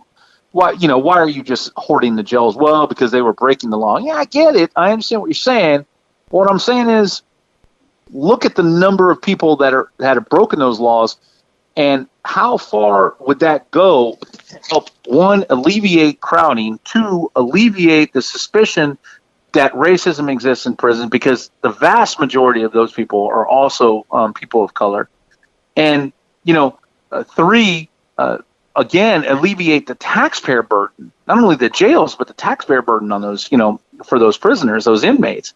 That would, and also bring back a lot of social structure that gets broken up. You have a lot of families that are torn apart by this, and they're able to kind of come together, especially for something like a marijuana possession. I mean, you just kind of look at that and want to beat your head against the wall. It's like, come on, really, bro? I mean, come on, dude. This guy's family is fractured because he got busted smoking pot. This is, okay, fine. Maybe the guy was a 30,000, pound pot dealer. Okay, fine. Maybe he needs to stay in there. But this one dude, he got busted where, he was carrying over 2 ounces. So he goes to state prison for 3 years minimum sentence. And it's like, really? It's idiotic. Florida is one of the biggest culprits of that. Florida marijuana laws were some of the harshest marijuana laws. In fact, I think they were the harshest marijuana laws in the country. So, you have a tremendous amount of people that had, remember, Florida's got those minimum maximums. So they had those states, remember the 3 strike laws? Oh, yeah. And I mean, you went to jail, for marijuana, you go to jail for the rest of your life. It was insane. So, now, and of course, now it's legal. So you kind of look at it and say, well, why are you doing this? And if it's a private prison, they're certainly not going to go out of their way to stop that from happening. Yeah, I kind of liken it back to the 20s when prohibition of alcohol was in being enforced, and there was such a war on it, and so much money was poured into this, the defense of people drinking illegally, and then as soon as it was repealed, the war's over, done. Yeah, so that's it. Pretty legalize it and regulate it, and everything will be just fine, hunky dory. Yeah, as far as I can see. Hey, it happened. 100 years ago. I don't see why why it wouldn't happen again. I mean, it's like other countries have and excuse me, other countries have repealed even harder drugs and have regulated even harder drugs. In the Netherlands, I believe they even do cocaine and heroin and They heroin. do heroin and Amsterdam. Heroin, that's it. Heroin's perfectly legal. Yeah, And- now, I'm not necessarily a big fan of it. I think Right, heroin's a but it horrible is drug, regulated. Here we actually give methadone, which that's one of those things that infuriates me when you talk about social medicine. Is people will have they will not argue a methadone clinic, but then argue. Not that the people that argue is typically the person that argues for a methadone clinic is also going to be the person that argues for social, for socialized healthcare or universal healthcare, whatever you want to call it. Basically, healthcare paid for by taxpayer money, and that's pretty much what it is. Right, because if you say socialism, it becomes a polarizing it sounds issue. like an awful word, and of course, if people say socialism and they think communism, and again, we're going back to the whole thing where kids just aren't learning very well in school anymore, and they think they don't understand what communism in Russia was not communism, but you can't explain that to them, so you No, they isn't your head learning against the wall. You're kind of beating your head against the wall, but in any case, you need to look at those laws, and you need to say, look, those laws need to be retracted because or those sentences need to be retracted because you're pretty much just wasting money for no reason on somebody who quite frankly doesn't need to be in jail, and they need to look at that. Yeah, I'm not someone who smokes marijuana. I like the smell of it, but if the vote ever came around, I'd vote for it. Regulate it. What was that old joke? I'm not addicted to cocaine. I just love the smell of it. Well played. That's the late 70s, early 80s for you. But the 80s in Miami were great.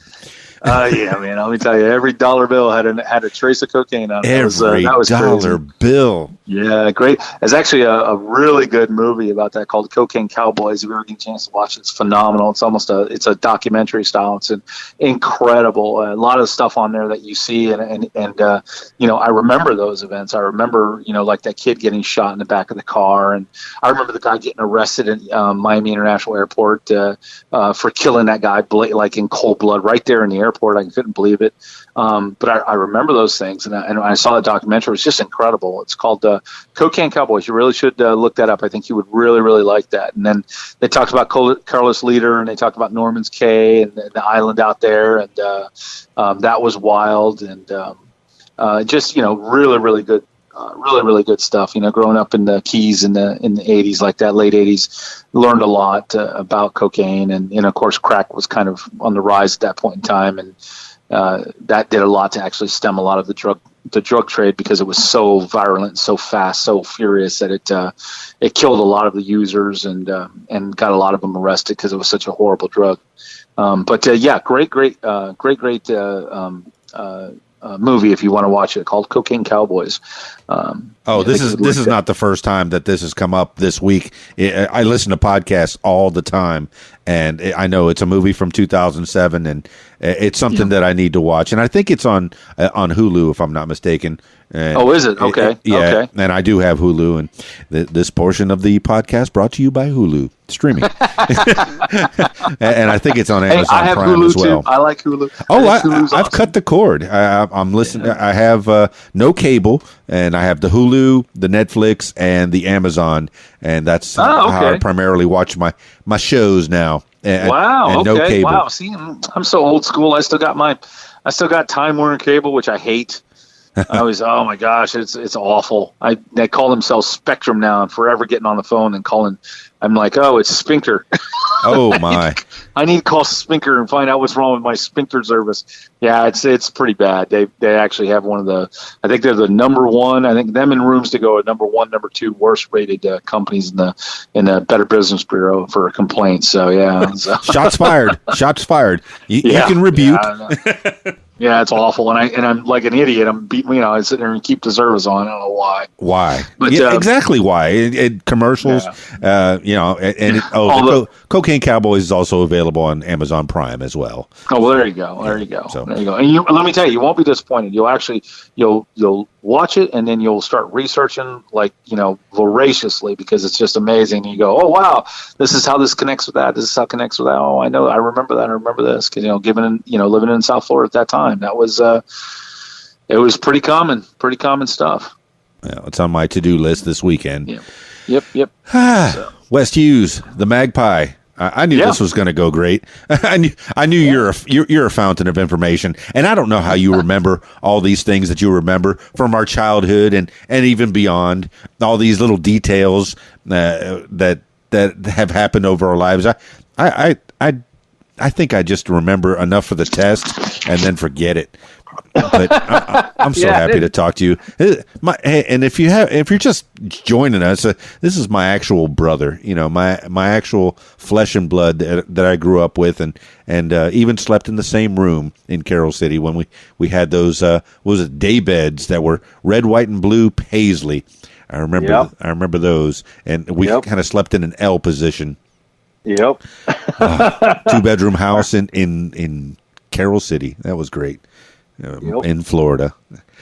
And I'm glad to hear that you still have your taste in music and your taste in movies, and I think that's awesome, man, because you've always had a really, really good, especially in music.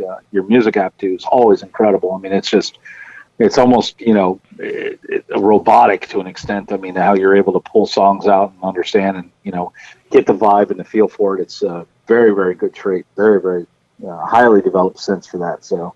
Very impressive. Well, I appreciate that, my brother. Now, now we come down to the reason that we're on this podcast is you're not only a fountain of information, you're going to be applying that fountain onto the interweb and giving it out to the world. When are you starting your podcast, Mr. West Hughes? I know you're thinking about blogging, and you've bought yourself a domain, and you can give out that domain anytime you want. Yeah, well, I went ahead and I picked up a domain, happymadness.net. I now, it's a matter of me sitting down and figuring it out. I mean, I haven't, like you said, I got all this knowledge, I got all this stuff, and I just got to figure out a way to make it work. And then, of course, I got to have the technical expertise to actually create a page and put it out there. What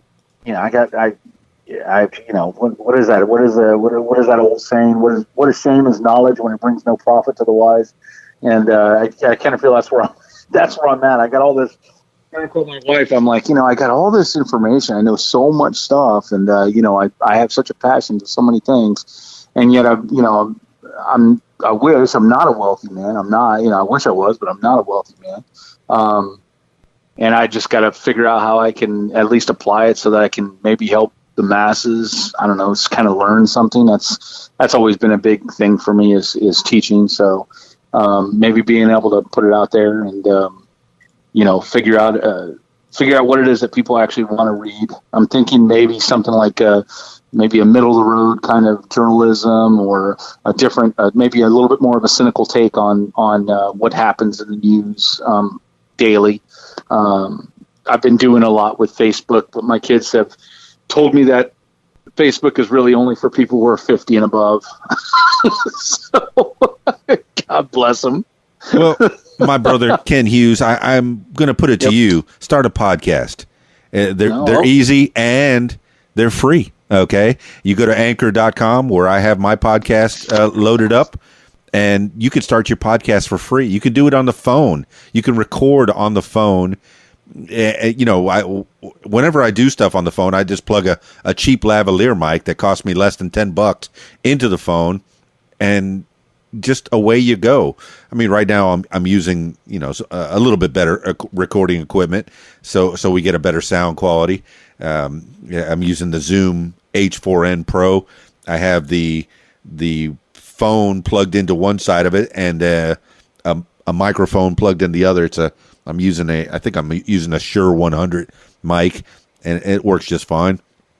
But start a podcast. get it Audible. It's a radio show that people consume on their own time. It's what we've been doing for the past almost 2 hours now.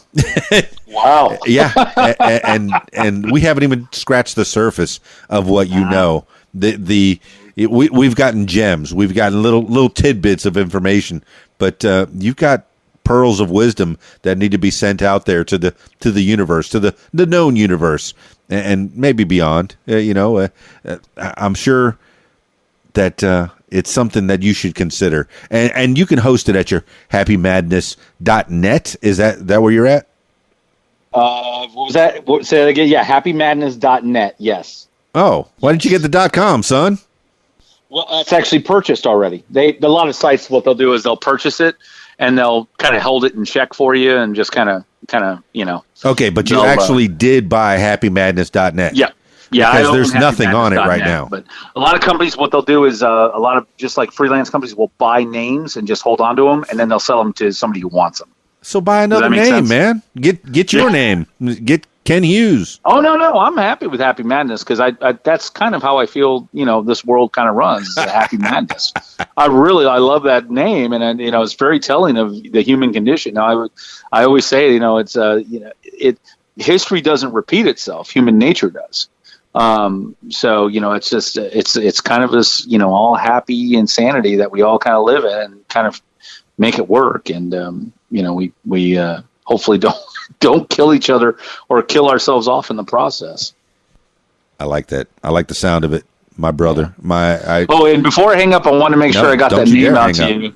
Yeah, well, no, I just want to make sure you knew this. I had mentioned that DNC.